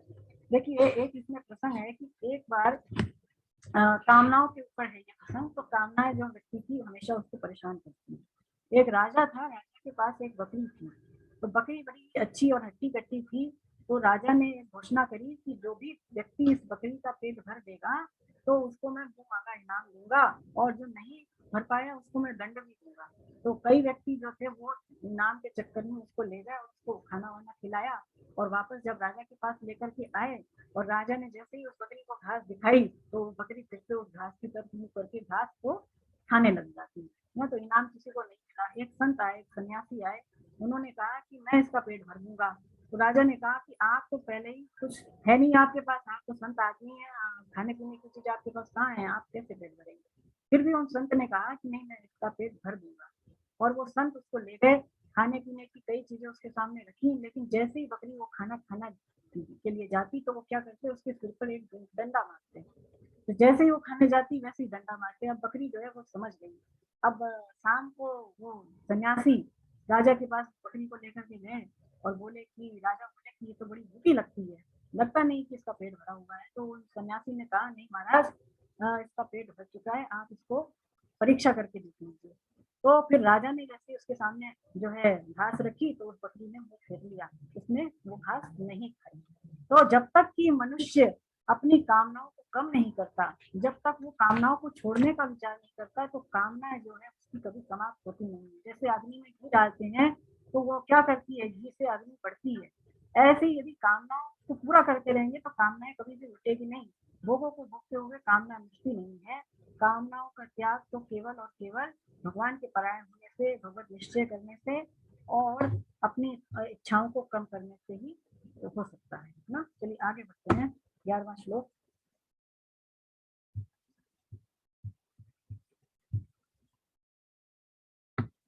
चिंता परिमेयां च प्रलयान्तामुपाश्रिता कामोपभोग परमा एतावदिति निश्चिता। वे मृत्यु पर्यंत रहने वाली अपार चिंताओं का आश्रय लेने वाले, भोग और संग्रह और उसका भोग करने में ही लगे रहने वाले, और जो कुछ है वह इतना ही है ऐसा निश्चय करने वाले होते हैं। तो यहाँ पर भगवान और भी उनके लक्षण बता रहे हैं। तो लिखते हैं कि वो हम अपार चिंताओं में डूबे रहते हैं। स्वामी जी समझाते हैं कि जब तक आसुरी प्रवृत्ति वाले मनुष्यों की मृत्यु नहीं आती तब तक उनकी चिंताएं कभी भी मिटती नहीं हैं। और वो जो चिंताएं करते हैं उसका भी फल क्या होता है, उनको क्या मिलता है, वो भी बार बार मरना ही होता है। यानी जन्म मृत्यु का चक्र वो जो है भव चक्र में वो पड़े ही रहते हैं। स्वामी जी समझाते हैं कि चिंताएं देखिए दो तरह की होती है। चिंताओं के दो विषय होते हैं, एक तो होती है सांसारिक चिंताएं और एक होती है पारमार्थिक चिंताएं। पारमार्थिक चिंताएं जैसे मेरा कल्याण कैसे होगा या भगवान को पाने का निश्चय कैसे होगा। इस प्रकार की चिंताएं जिन मनुष्यों में है, स्वामी जी कहते हैं वो श्रेष्ठ है। पारमार्थिक चिंताएं जो करते हैं वो मनुष्य, वो साधक श्रेष्ठ हैं। पर जो आसुरी प्रवृत्ति वाले मनुष्य होते हैं उनकी चिंताओं के विषय होते हैं, जैसे कि स्वामी जी समझाते हैं कि मेरा जीवन निर्वाह कैसे होगा, क्या हम भविष्य में जिएंगे, हम कितने साल तक जिएंगे। फिर जीने की बहुत ज्यादा उनके अंदर इच्छा होती है। और यदि हम जिएंगे तो हमारा मान सम्मान आदर कैसे बना रहेगा, हमारा रुपया पैसा कैसे बना रहेगा, इसके अलावा मरने के बाद हमारे बाल बच्चों का क्या होगा। तो ऐसी ऐसी उनकी जो है सोच होती है। स्वामी जी कहते हैं कि जीवन निर्वाह चीजों के अधीन नहीं है। ऐसी बात नहीं है कि हमारे पास जीवन निर्वाह की चीजें हैं तो हम मरेंगे नहीं। देखिए मनुष्य व्यर्थ में ही चिंता करता है। स्वामी जी कहते हैं कि चीजें पास में रहते ही हम मरते हैं। जैसे कि यदि हमारे पास पैसा हो तो हम सोचे कि बहुत ज्यादा पैसा है तो हम अपने लाइफ को सेव कर सकते हैं, कभी नहीं मरेंगे, हमारे पास इतना धन है। लेकिन जब हमारे को डेथ आनी होती है, मृत्यु आनी होती है, तो पास में धन पड़ा रह जाता है और व्यक्ति चला जाता है, एडवांस चला जाता है। हम देखते हैं कि अकस्मात मृत्यु हो जाती है लोगों की, है ना। तो मतलब कुछ भरोसा नहीं है उनका। स्वामी जी कहते हैं ऐसा भी नहीं है कि खाने पीने की चीजें हमारे पास है तो भी हम नहीं मरेंगे हैं। यदि किसी के पेट में कोई बीमारी हो जाए, कोई रोग हो जाए, तो यदि आपकी कोई पसंदीदा चीज या कोई बहुत ज्यादा खाने पीने की चीज आपके सामने रख दी जाए तो भी क्या होगा कि आप उसको खा नहीं सकते, क्योंकि डॉक्टर ने आपको मना कर दिया। तो क्या होता है कि कि व्यक्ति खाने पीने की चीजों के व्यय से मरता है। इसका मतलब ये भी नहीं है कि यदि खाने पीने की या फिर बहुत ज्यादा आवश्यकता वाली चीजें हमारे पास हैं तो हमारी डेथ नहीं होगी, ऐसी बात भी बिल्कुल नहीं है। बात वही निकल करके आती है कि जीवन निर्वाह चीजों के अधीन नहीं है। जो संत महापुरुष होते हैं, जो साधु होते हैं, देखिए उनके पास एक कौड़ी भी नहीं होती, 1 रुपया भी नहीं होता है उनके पास, और वो कभी कुछ संग्रह भी नहीं करते, कभी कुछ अपने लिए इकट्ठा भी नहीं करते हैं। लेकिन ऐसे जो संत महापुरुष होते हैं उनको भी प्रारब्ध के अनुसार जो है आवश्यकता से अधिक ही मिलता है। आवश्यकता से अधिक जितना वो सोचते हैं उससे उसको अधिक ही भगवान देते हैं। तो जब ऐसे संतों का गुजारा हो जाता है, पशु पक्षियों को हम देखें, पेड़ पौधों को देखें, कौन इनको चला रहा है, कौन इनका मालिक है, सबको पालने वाले, सबका भरण पोषण करने वाले तो परमात्मा ही है। तो क्यों व्यर्थ में व्यक्ति चिंता करता है? चिंता करने से कोई मतलब नहीं है, जो होना है वो तो होता ही है। स्वामी जी कहते हैं कि आसुरी प्रवृत्ति वाले जो मनुष्य होते हैं उनका यही निश्चय होता है कि केवल सुख भोगे और केवल संग्रह करें, इसके अलावा कुछ नहीं है। जो संसार में है वो सब कुछ यहीं पर है, मतलब जो है वो यही है, यहाँ से गए तो कुछ भी नहीं है, ऐसा वो सोचते हैं ना। तो आगे बढ़ते हैं, 12वां श्लोक। आशा पाश शतर्बद्धा काम क्रोध परायण ईहन्ते काम भोगार्थ मनयायेनार्थ संचयान। वे आशा की सैकड़ों फांसियों और बंधे हुए मनुष्य काम क्रोध के परायण होकर के विषय भोगों के लिए अन्याय पूर्वक धन आदि पदार्थों का संग्रह करने की चेष्टा करते हैं। तो देखिए जैसे कि श्लोक से ही हमको समझ में आ रहा है, इसमें भगवान कह रहे हैं कि उनके अंदर बहुत ज्यादा कामनाएं होती हैं, बहुत ज्यादा आशाएं करते हैं। देखिए स्वामी जी कहते हैं उनका ममतापन नहीं मिटता कि हमें इतना मिल गया तो हमें और मिल जाए, हमें इतना और मिल जाए, ऐसे वो हमेशा जो है भिखारी की तरह हमेशा मांगने नहीं लगे रहते हैं, और कभी भी जो है एक जगह वो स्थिर नहीं रहते। आज यहाँ है तो कल वहाँ है, कल वहाँ ज्यादा चीज मिली तो वहाँ चले गए, आज यहाँ मिल रही है तो यहाँ आ गए, ऐसे वो एक जगह पे कभी भी स्थिर नहीं रहते। काम और क्रोध उनमें खूब होता है। देखिए जो आसुरी प्रवृत्ति वाले मनुष्य होते हैं उनमें क्रोध बहुत अधिक होता है। क्रोध के आगे स्वामी जी कहते हैं उनको कुछ दिखाई देता ही नहीं है, और ये भी नहीं देखते कि वो किस पे क्रोध कर रहे हैं। ऐसा सोचते हैं कि क्रोध करके हम सामने वाले व्यक्ति को अपने वश में कर लेंगे, लेकिन वो ये नहीं सोचते कि जैसे ही मौका लगेगा वो व्यक्ति जिस पर हम क्रोध कर रहे हैं वो मौका पाते ही हम पर भी आघात करेगा, हम पर भी वो चोट करेगा, ऐसी बात नहीं है। तो जो व्यक्ति क्रोध करता है, पहले पहले भी ये बातें निकल के आई कि वो अपना ही सबसे बड़ा अहित करता है, वो अपना ही दुश्मन है, वो अपने लिए जो संस्कार उसके अंदर इकट्ठे हो रहे हैं वो उसके जन्म जन्मांतर तक उसका नुकसान ही करवाने वाले हैं। तो क्रोध नहीं करना चाहिए। ऐसी कुछ बातें जो है और भी भगवान बताते हैं आगे। चलिए 13वां श्लोक। इदमत्यामया लभमिमं प्राप्स्य मनोरथम् इदमपि मे भविष्यति पुनर्धनम्। वे इस प्रकार के मनोरथ किया करते हैं कि इतनी वस्तुएं तो हमने प्राप्त कर ली आज, और इतने मनोरथ को और पूरा कर लेंगे, इतना धन तो हमारे पास आ गया, अब इतना धन हम और प्राप्त कर लेंगे। तो उनके अंदर बहुत ज्यादा मनोरथ होते हैं। मनोरथ का मतलब क्या है? बहुत ज्यादा इच्छाएं, बहुत ज्यादा उसके अंदर कामनाएं होती हैं। स्वामी जी कहते हैं कि वो लोभ के परायण होने के कारण बहुत तरह के मनोरथ करते हैं। ऐसे ऐसे मनोरथ करते हैं कि हमने अपनी चतुराई से, हमने अपने बल से, सामर्थ्य से इतनी वस्तुएं तो आज इकट्ठी कर ली, अब भविष्य में इतनी वस्तुएं हम और इकट्ठी कर लेंगे। स्वामी जी कहते हैं कि जैसे जैसे उनका लोभ बढ़ता चला जाता है वैसे वैसे उनके मनोरथ भी बढ़ते चले जाते हैं। ऐसा सोचते हैं कि हमने इतने कारखाने खोल लिए, इतनी दुकानें खोल ली, अब इतने कारखाने, इतनी दुकानें हम और भी अधिक खोल लेंगे। तो यानी इच्छाएं उनकी कभी जो है मिटती नहीं है। स्वामी जी कहते हैं ऐसे जो व्यक्ति होते हैं वो केवल अपने परिवार के मनोरथ को पूरा करने में ही लगे रहते हैं। यानी मेरा परिवार अच्छे से चल जाए, मेरे को कुछ ज्यादा जो है एयर कंडीशनर वाली गाड़ी मिल जाए, मेरे को घर मिल जाए, और मेरे पास इतना पैसा हो जाए, इतने कपड़े हो जाए, इतनी ज्यादा जो है खाने पीने की चीजें हो जाए। ऐसे देखिए बहुत सारे व्यक्तियों में ये स्वभाव होता है, संग्रह करने का बहुत ज्यादा स्वभाव होता है, और वो ये नहीं सोचते कि इतनी जो चीजें हम इकट्ठी करने में लगे हुए हैं, जब हम बूढ़े हो जाएंगे, जब हमारी उम्र हो जाएगी, तो हम इन वस्तुओं का क्या करेंगे। देखिए कई चीजें ऐसी होती हैं जो कि आप उनका एक समय तक उपभोग कर सकते हैं, बाद में वो चीजें आपके काम नहीं आती हैं। बाद में यदि आप उसका उपभोग करते हैं तो वो आपको सुहाती ही नहीं है। तो बहुत ज्यादा चीजें इकट्ठी करने से क्या लाभ है, ये सोचना चाहिए कि जब हम बाद में जब हम नहीं रहेंगे तो उन चीजों का मालिक कौन होगा, कौन होगा बताएं। ये एक कहावत है, आप सबने सुनी होगी कि पूत कपूत तो क्यों धन सींचे और पूत सपूत तो क्यों धन सींचे हैं। यदि आपके पास बहुत ज्यादा पैसा आ भी गया तो क्या होगा, अगर आपका बेटा लायक का है तो खुद ही पैसे कमा लेगा, और बेटा यदि नालायक है तो वो सारे के सारे पैसे जो आपने रखे हैं वो सारा उड़ा देगा। तो इसका मतलब ये है कि ज्यादा इकट्ठे करने के चक्कर में क्यों पड़े, जितना भगवान ने दे दिया उसको ही उसमें संतुष्टि रखें, बाकी समय अपना जो है वो परमार्थ में लगाएं, भगवान के भजन में लगाएं, है ना। तो इससे जो है क्या होगा, आपकी यहाँ पर भी सदगति होगी और बनने के बाद भी आपकी सदगति होगी। तो दोनों तरह से हाथ में लड्डू है, आप तो यहाँ पर भी सुखी और फिर जाने के बाद भी सुखी। स्वामी जी कहते हैं कि ऐसे जो आसुरी प्रवृत्ति वाले मनुष्य होते हैं, परिवार और जो उनके शरीर है उसके बारे में उसकी सोच ये होती है कि इन दवाइयों से हम अपने शरीर को ठीक रख लेंगे। देखिए, एक बात जरूर है कि हम दवाइयाँ लाते हैं, शरीर को ठीक रखना चाहिए, लेकिन क्या कोई भी दवा की गारंटी दे सकती है कि इस दवा को खाने से हम पूरी तरह ठीक हो जाएंगे या फिर हमें ये बीमारी दोबारा आएगी नहीं। ऐसी कोई दवा बनी है क्या? नहीं बनी है। आज हम सभी लोग कोरोना के बारे में सब जानते हैं, तो कोविड वैक्सीन लगवाते हैं, तो वैक्सीन लगवाने के बाद क्या किसी को कोरोना नहीं हो रहा? क्या होता है ना। तो कोई गारंटी नहीं है वैक्सीन लग जाएगी या कोविड की हम दवाई ले लेंगे तो दोबारा से कोरोना नहीं आएगा या फिर हम जो है नहीं मरने वाले, किसी का कुछ पता नहीं है। तो अमुक दवाइयों से हम स्वस्थ रहेंगे ऐसी कोई गारंटी नहीं है।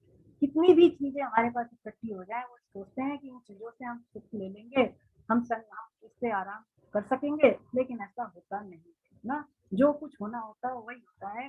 तो स्वामी जी कहते हैं कि ऐसे जो मनोरथ करते हैं, ऐसे व्यक्ति ये नहीं सोचते कि जब हमारी एज हो जाएगी तो हम इन चीजों का क्या करेंगे।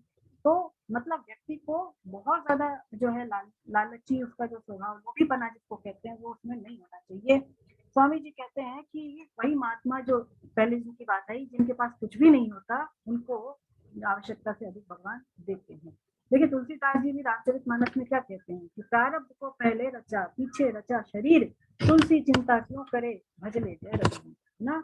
कि यानी कि सबका प्रारब्ध पहले से निश्चित है, तो ज्यादा चिंताओं में नहीं पड़ना चाहिए।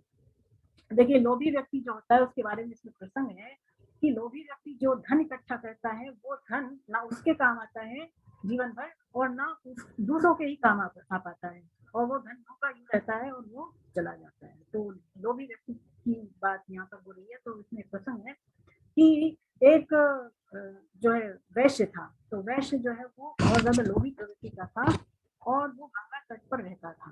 गंगा तट पर रहता था पर कोई दान पुण्य नहीं करता था। उसकी पत्नी लेकिन ऐसी नहीं थी। तो एक बार सोमवती अमावस्या आई तो उसकी पत्नी ने कहा कि देखिए ये बड़ा ही शुभ दिन है, आप इसमें स्नान कर लीजिए। और उसका पति तो नहीं चाहता था, लेकिन उसने उसको पति को स्नान करवा दिया और कहती है कि आज के दिन जो भी दान पुण्य करते हैं वो जीवन भर काम आता है। तो उसने कहा कि जाकर के आप पंडितों को ले आओ, मैं उसको भोजन कराऊंगी। तो वो व्यक्ति गया, तो उसने ये सोचा कि ऐसे मैं पंडितों को ढूंढूं जो कि बहुत कम खाते हों, यानी जो कमजोर किस्म के होंगे, जिनकी आयु कम होगी, ऐसे पंडितों को मैं ढूंढ करके लाता हूँ जिससे कि मेरा जो अन्न है वो कम से कम खर्च होगा। तो वो जो है दूसरे गांव में गया, तो वहां के गांव में एक घर उसको ऐसा मिल गया जहाँ पर एक पंडित रहता था और उसके 6 लड़के थे। देखिए, 6 लड़के थे और एक लड़की थी। तो जो लड़का छोटा वाला था उसका नाम छऊ था, उसका नाम छऊ था। तो उसने उसको सोचा ये सबसे छोटा है और सबसे कम खाएगा, तो इसी को मैं निमंत्रण दे देता हूँ। तो उसने छऊ को बोला कि तुम मेरे घर पर आ जाना भोजन के लिए। अब जब वो गया वापस घर आया तो अब वो 6 के 6 भाई जो है भोजन पर आ गए बिना निमंत्रण के। तो उनकी पत्नी को तो बहुत खुशी हुई कि भाई आ गए इतने सारे लोग, उन्होंने उनको मन भर के बड़े प्रेम पूर्वक भोजन करा दिया। लेकिन वो जो वैश्य थे वो तो मन में जल कुड़ रहे थे कि भाई इनको एक को बुलाया और ये सारे के सारे आ गए हैं, आखिर उनसे नहीं रहा गया। और उन्होंने बोला उससे कि भाई तुमको छऊ को बुलाया था, केवल छऊ को बुलाया था, तुम छयो आ गए हैं, ऐसा उन्होंने बोला। और उन्होंने कहा कि लज्जा नहीं आई। अब देखिए हुआ क्या, वो जो पंडित थे, जो वो लड़के थे सारे भाई, वो बड़े भोले थे। उन्होंने कहा कि महाराज हमको याद ही नहीं रहा, आपने अच्छा याद दिलाया, हमारी बहन नहीं आ पाई, आप ऐसा करें कि उसके हिस्से का भोजन हो मुझे दे दें, हमें दे दें, आप हमारे में से उसको परोस दें, है ना, क्योंकि वो नहीं आ पाई। अब क्या था कि उनकी जो बहन थी उसी का नाम लज्जा था। तो कहने का मतलब ये है कि लोभी व्यक्ति किस प्रकार से सोच रखता है, लेकिन जहाँ पर उसका धन जाना होता है वो चला ही जाता है, वो उसको बचा नहीं सकता। चलिए आगे बढ़ते हैं 14वां श्लोक। असो मयावृतः शत्रुर्हनिष्ये चापरेणपि ईश्वरोऽहमहं भोगी सिद्धोऽहं बलवान् सुखी। वह शत्रु तो हमारे द्वारा मारा गया और उन दूसरे शत्रुओं को भी हम मार डालेंगे। हम ईश्वर, हम सर्व समर्थ हैं, हम भोग भोगने वाले हैं, हम सिद्ध हैं, हम बड़े बलवान और हम बड़े सुखी हैं। तो ऐसा वो सोचते हैं आसुरी वृत्ति वाले। तो स्वामी जी लिखते हैं कि उनके अंदर बहुत ज्यादा क्रोध होता है।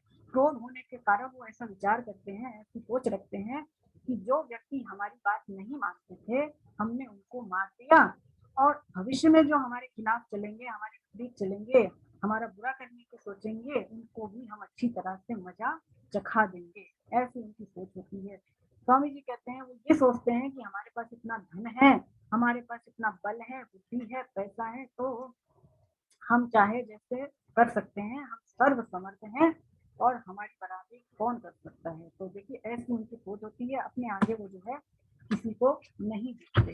देखिए भगवान कह रहे हैं कि वो कहते हैं कि हम बहुत ज्यादा जो है बलवान है, सुखी हैं, ऐसा वो सोचते हैं। लेकिन स्वामी जी लिखते हैं कि उनके पास केवल 2 ही बल होता है, एक तो काम का और एक क्रोध का, 2 ही बल होता है। सुखी अपने आप को मानते हैं पर वस्तुतः वो सुखी होते नहीं है। देखिए सुखी होने की पहचान क्या है?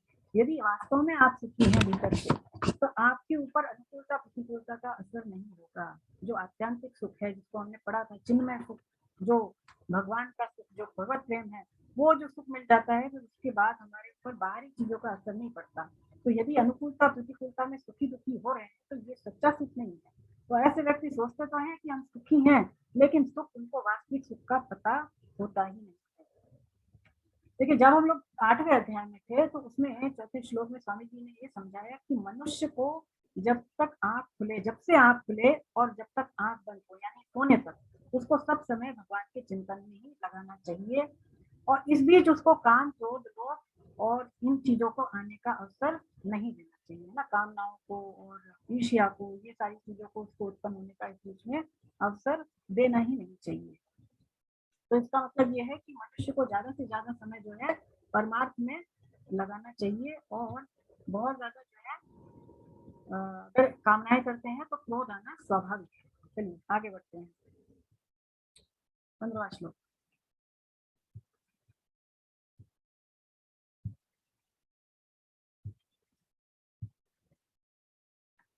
आजो जनवानस्मि कोऽन्योऽस्ति सदृशो मया यक्षे दास्यामि मोदिष्य इत्यज्ञानविमोहिता।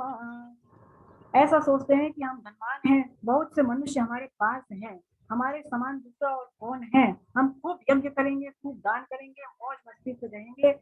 इस तरह से वे अज्ञान से मोहित रहते हैं। तो ऐसे उनके विचार होते हैं। जैसे भगवान कह रहे हैं कि वो जो व्यक्ति होते हैं ऐसा सोचते हैं कि हमारे पास सब कुछ है, हमारे पास धन है, हमारे पास पद है, हमारे पास सोना है, चांदी है, जमीन है, जायदाद है, भला कौन हमारी बराबरी कर सकते हैं। ऐसे ऐसे ऊंचे ऊंचे लोगों को हम जानते हैं, अच्छे अच्छे अधिकारियों को, पदाधिकारियों को, कि हम चाहे जो काम उनसे करवा सकते हैं, सिफारिश के बल पर, रिश्वत के बल पर हम चाहे जो वो काम करवा सकते हैं। ऐसे उनके विचार होते हैं। दान तप यज्ञ ऐसे करेंगे कि कोई जो है हमारी बराबरी कर ही नहीं सकता। इस प्रकार के कर्मों से जो है हमारा लोग नाम याद रखेंगे, भविष्य में भी जो है हमें लोग याद रखेंगे। तो ऐसी उनकी जो है सोच होती है। लेकिन वो वास्तव में जो भी कामनाएं करते हैं वो सारी की सारी व्यर्थ है, क्योंकि जो कामनाएं नाशवान चीजों को लेकर के होती हैं वो सारी की सारी जो है यहीं पर रहते मिट जाती हैं, और केवल जो भगवान को लेकर के कामनाएं होती हैं वही जो है सदैव श्रेष्ठ मानी गई हैं, और वही चीजें जो है उनको पूरा करने से हम सब कुछ प्राप्त कर सकते हैं। तो ऐसे जो है इनकी सोच जो है आप पढ़ सकते हैं, ये कोई ज्यादा समझाने जैसे विषय नहीं है। ऐसे लोगों की क्या सोच होती है वो स्वयं के द्वारा हम समझ के जान सकते हैं।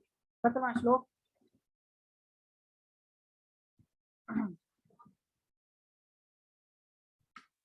हमें 16वां लेना है ना या 17वां लेना है? हाँ 16वां लेना है। तो इसमें कहते हैं कि अनेक चित्त विभ्रांता मोह जाल समावृता प्रसक्ता काम भोगेषु पतन्ति नरकेषु च। कामनाओं के कारण तरह तरह के भ्रमित चित्त वाले मोह जाल में अच्छी तरह से फंसे हुए तथा पदार्थों और भोगों को अत्यंत आसक्त रहने वाले मनुष्य भयंकर नरकों में गिरते हैं।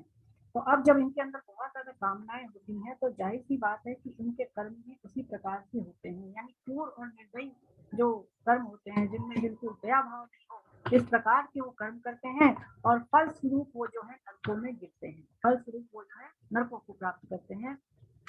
हाँ जी, प्रियंका जी ने हैंड रेज किया है। हाँ जी, कहिए क्या दिक्कत है? हरे कृष्णा, अपने आप को अनम्यूट करें।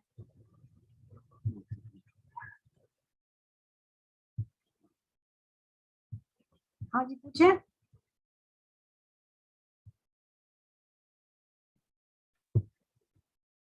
आवाज, हाँ आप अपने आप को अनम्यूट करें।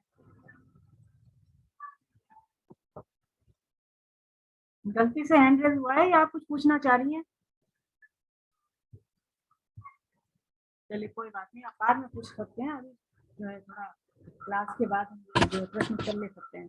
तो मैं यही बता रही थी कि ऐसे जो मनुष्य हैं उनके कर्म इस प्रकार से होते हैं कि वो नरकों में जाते हैं। देखिए नरक में जो जाने का जो मेन कारण है, स्वामी जी समझाते हैं कि वो भाव है, क्योंकि कर्म और पदार्थ जो है वो जड़ माने गए हैं। तो कर्म और पदार्थ जो है वो नरकों की प्राप्ति में हेतु नहीं है। नरकों की जो प्राप्ति होती है, नरक में जो जाते हैं वो केवल भाव की प्रधानता से जाते हैं। जैसे हमारे भाव होंगे वैसे ही हमारे कर्म होंगे ना। तो इसी लिए मनुष्य को सदैव अच्छे कर्म ही करने चाहिए। कर्म प्रधान विश्व रचि राखा, जो जस करेंगे तस फल चाखा। तो जो जो कर्म है वो जैसा हम करेंगे वैसा ही भरेंगे, ऐसा ये लोहा कहता है। चलिए आगे बढ़ते हैं। 17वां श्लोक। आत्मसंभावितः सद्धा धनमानमदान्वितः यजन्ते नाम यज्ञस्ते दम्भेन विधिपूर्वकम्। वे अपने आप को ही श्रेष्ठ मानने वाले घमंडी पुरुष धन और मान के मत से युक्त होकर के केवल नाम मात्र के यज्ञों द्वारा पाखंड से शास्त्र विधि से रहित यजन करते हैं। तो देखिए ऐसे जो मनुष्य होते हैं, आसुरी प्रवृत्ति वाले, जो भी यज्ञ करते हैं वो केवल दिखावे के लिए करते हैं, केवल उनको लोग बड़ा समझें, उनको लोग सम्मान दें, इसलिए ही वो यज्ञ करते हैं। और उनकी सारी की सारी चेष्टाएं स्वामी जी कहते हैं व्यर्थ ही है। वो अपने आप को बड़ा बुद्धिमान और दूसरों को मूर्ख समझते हैं, लेकिन स्वामी जी कहते हैं उसका उनमें ही कोरी मूर्खता होती है, यानी वो स्वयं मूर्ख होते हैं और वो ऐसा मानते हैं कि दूसरे ही मूर्ख हैं। ऐसा इसमें जो है भाव निकल करके आता है। अगला श्लोक 18वां श्लोक। देखिए इसमें जो एक प्रसंग है उसको भी ले लेते हैं। 17वें श्लोक में देखिए अकबर और बीरबल का प्रसंग आता है। इसमें ये कहा है कि एक बार अकबर ने बीरबल से 4 प्रश्न किए। क्या 4 प्रश्न किए? बड़े अच्छे प्रश्न किए अकबर ने बीरबल से। पहला प्रश्न अकबर ने ये किया कि वो जो ईश्वर है वो कहाँ रहता है? तो बीरबल ने क्या उत्तर दिया कि ईश्वर जो है वो सर्वत्र है, यानी सब जगह रहता है, लेकिन वो मिलता है केवल संतों के हृदय में। यदि आपको भगवान के दर्शन करने हैं तो आप संतों के दर्शन करो, भक्तों के दर्शन करो, तो इससे क्या होगा, आपको भगवान के ही दर्शन हो जाएंगे। दूसरा जो प्रश्न अकबर ने किया वो ये था कि तुम्हारा ईश्वर जो है वो क्या खाता है? तो बीरबल क्या उत्तर देता है कि ईश्वर जो है वो जीव का अभिमान खाता है। जीव का जो अभिमान है, जो उसका अहंकार है, ईश्वर उसी को खाता है। तीसरा प्रश्न उसने ये किया अकबर ने कि तुम्हारा ईश्वर क्या कर सकता है? तो बीरबल ने जवाब दिया कि ईश्वर सब कुछ करने में समर्थ है। वो चाहे जैसा इस संसार में परिवर्तन कर सकता है। वो चाहे तो मच्छर को ब्रह्मा बना सकता है और चाहे तो वो ब्रह्मा को मच्छर से भी छोटा बना सकता है। तो भगवान सब कुछ कर सकते हैं। ऐसा जो जान जाते हैं कि ईश्वर सर्व समर्थ है, तो फिर वो उन्हीं का भजन करते हैं। वो जो भक्त होते हैं, जो जान जाते हैं भगवान ही सब कुछ है, तो फिर वो सदैव भगवान का ही भजन करते हैं।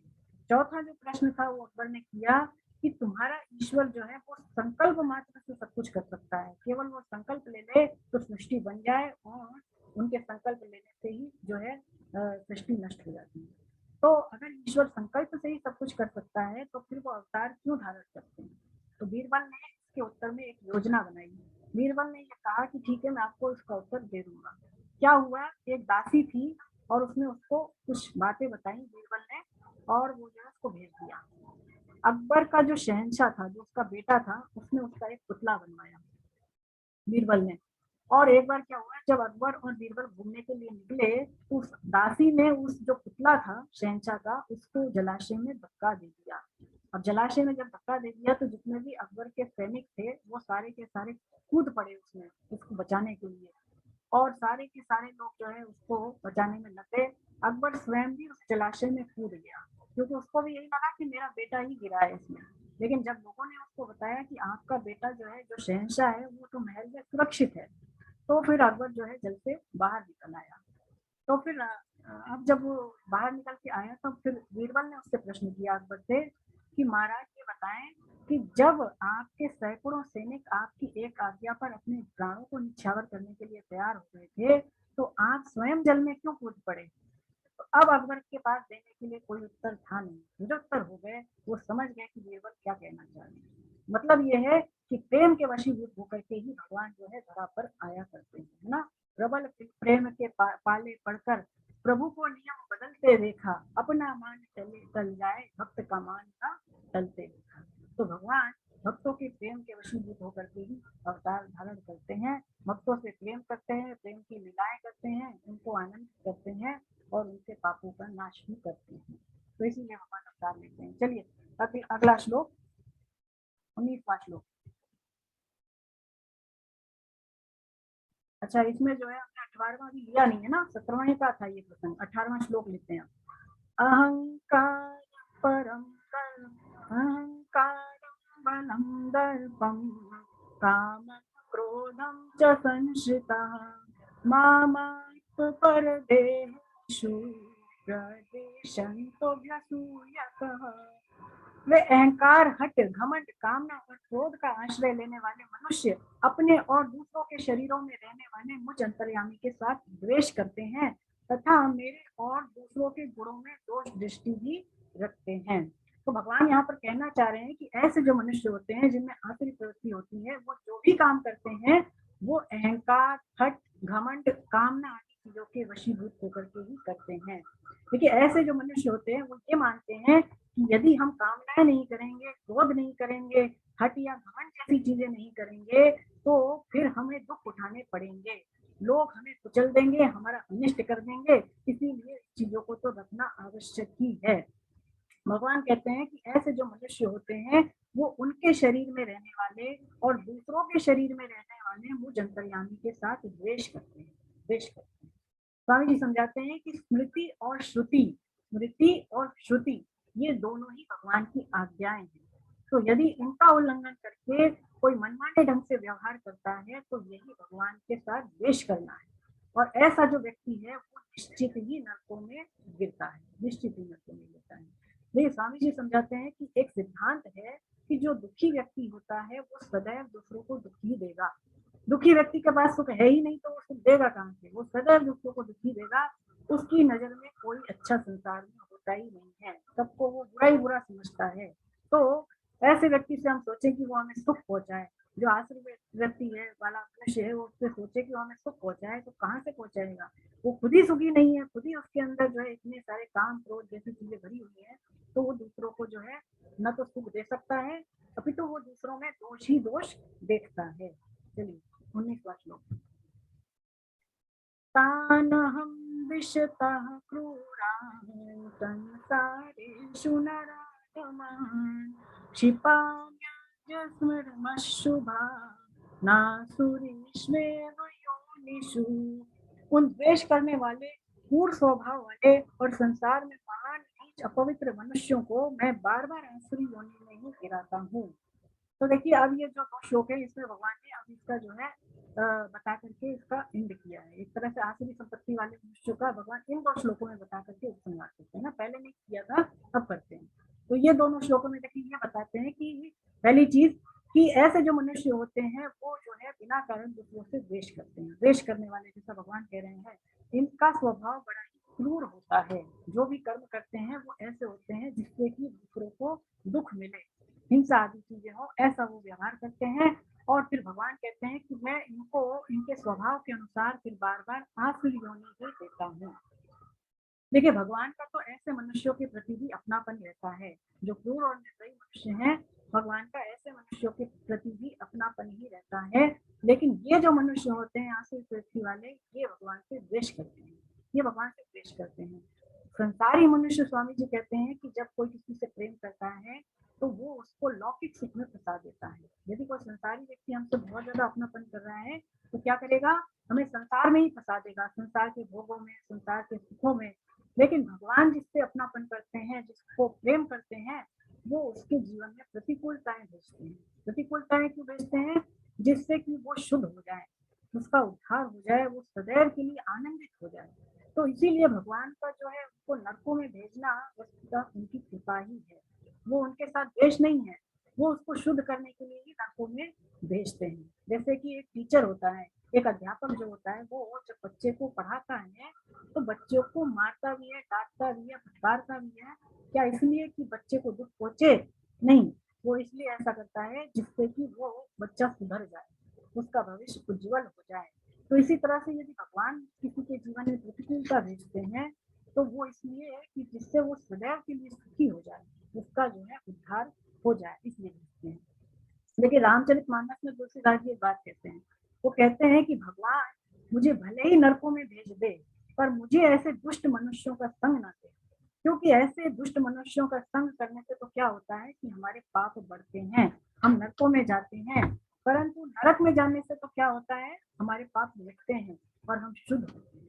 तो इसका मतलब यह है कि दुराचारी मनुष्य का संग भी नहीं करना चाहिए। चलिए आगे बढ़ते हैं। 20वां श्लोक।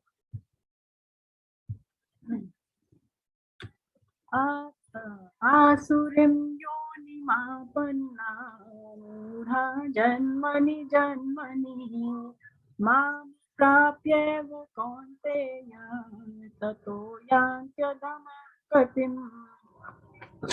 हे कुंती नंदन, वे मूढ़ मनुष्य मुझे प्राप्त न करके जन्म जन्मांतर में आसुरी योनि को ही प्राप्त होते हैं, फिर उनसे भी अधिक अधम गति में अर्थात भयंकर नरकों में चले जाते हैं। तो देखिए भगवान मानो इस श्लोक में पश्चाताप करते हैं भगवान कि मैंने इन जो जीव हैं, ये जो जीव हैं, इनके ऊपर भरोसा करके और इनको मनुष्य शरीर दिया, इनको विवेक दिया, जिससे कि ये जो जीव है वो अपना कल्याण कर लेंगे। लेकिन ये इतने मूर्ख निकले, ये इतने नादान निकले कि ये मुझे प्राप्त ना करके और अधम गति को प्राप्त हो गए।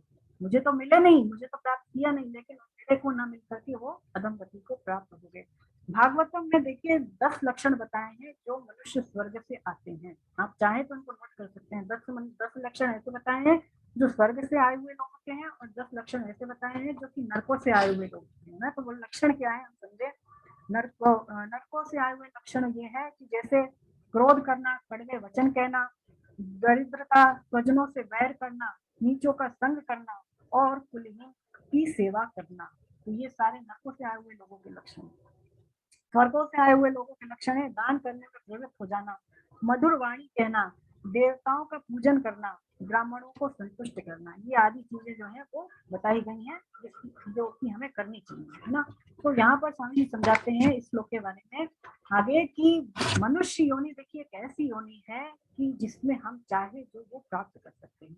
मनुष्य शरीर की ऐसी विलक्षणता है कि दुराचारी से दुराचारी जो मनुष्य है वो भी थोड़े से समय, बहुत थोड़े से समय में और अंत समय में भी वो भगवान की प्राप्ति कर सकता है, कृष्ण की प्राप्ति कर सकता है। ऐसे जो क्रूर मनुष्य होते हैं, जो निर्दयी होते हैं, जब वो आसुरी योनि में देखे जाते हैं तो वहां जाकर के भी उनके पाप नहीं मिटते। बहुत ज्यादा जिनके पाप होते हैं तो जब वो आसुरी योनि में भी यदि चले जाते हैं तो स्वामी जी कहते हैं कि वहां पे जाके भी वो पापों से सर्वथा मुक्त नहीं होते।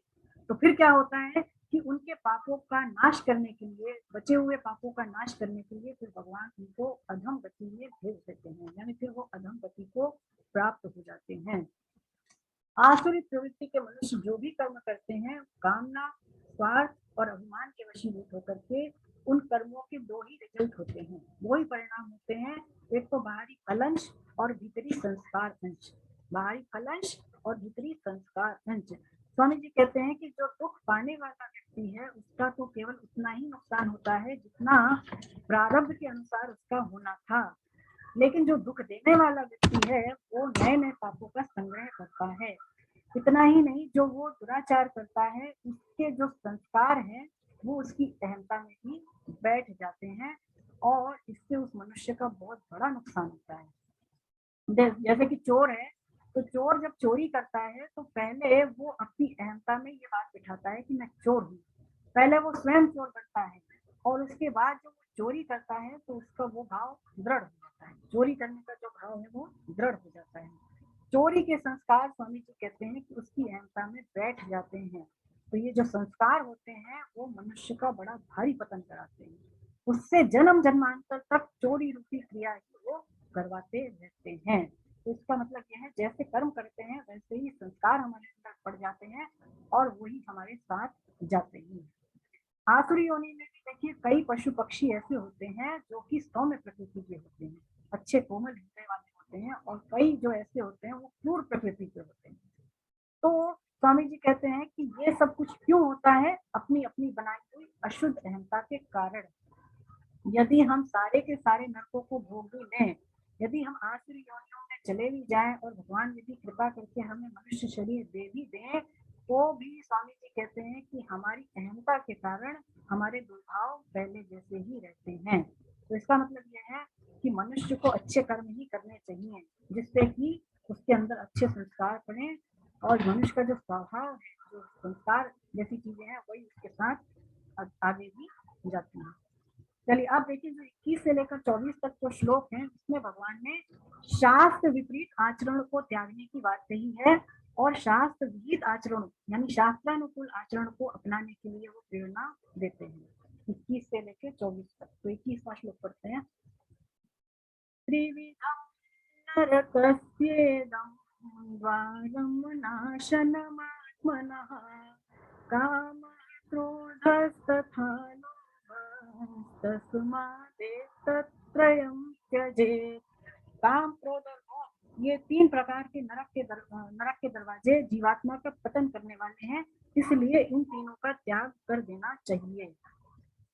स्वामी जी समझाते हैं इस श्लोक के बारे में कि हमारे अंदर आसुरी संपत्ति वस्तु आती कहाँ से आती है। ये आती है केवल संसार की कामना से।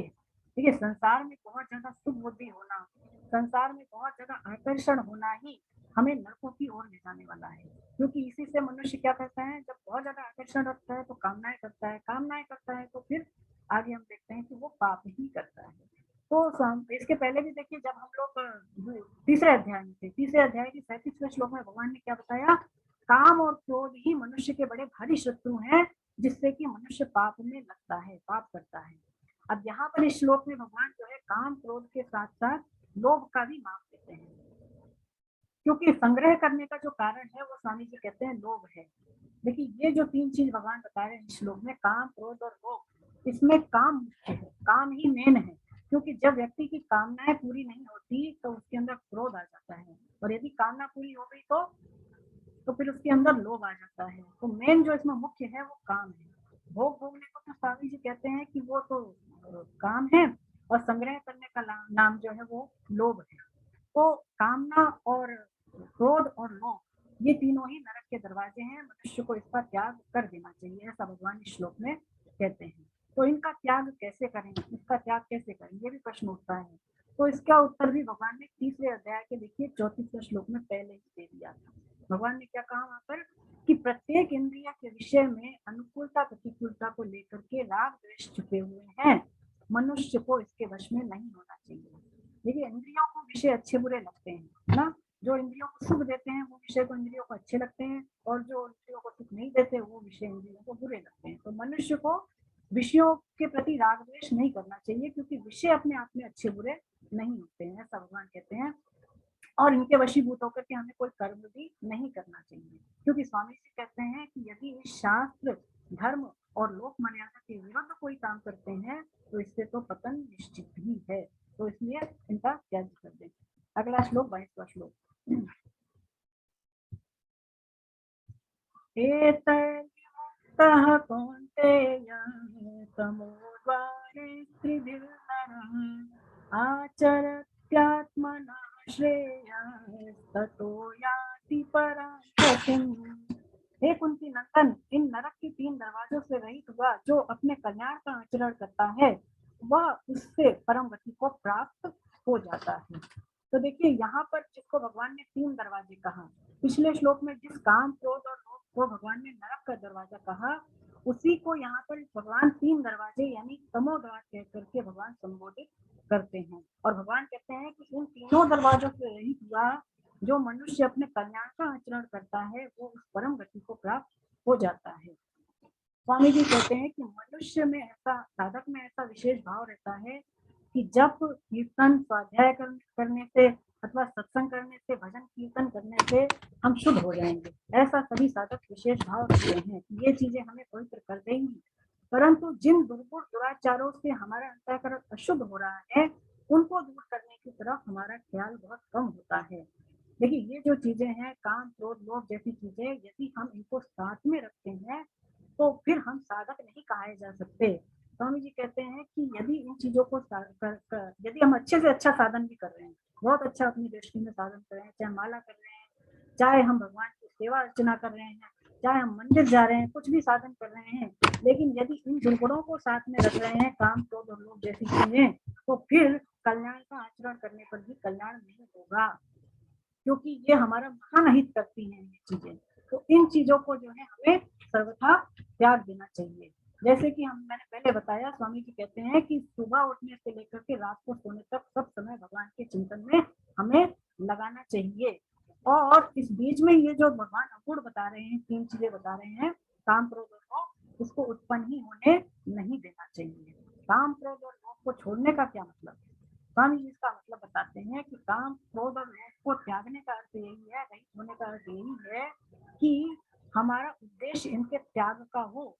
हम ऐसा सोचे तो सही कि हाँ हम इसको छोड़ना चाहते हैं, और हम इसके वश में ना हो, इसके वश में ना हो, क्योंकि यदि इन चीजों को पकड़े रहेंगे तो कल्याण का साधन करने पर भी कल्याण नहीं होगा ना। तो ये चीजें हमें त्याग देनी जरूरी है, और अगर इसको त्याग देते हैं तो ही जो है परम गति की प्राप्ति हो सकती है। क्योंकि स्वामी जी कहते हैं ये जो चीजें हैं यही पापों की जड़ है। ये जो नरक के दरवाजे भगवान बता रहे हैं ये सारे के सारे पापों की जड़ है, काम, क्रोध और लोभ। तो इसका मनुष्य को त्याग कर देना चाहिए। चलिए आगे बढ़ते हैं। 23वां श्लोक। यह शास्त्र विधि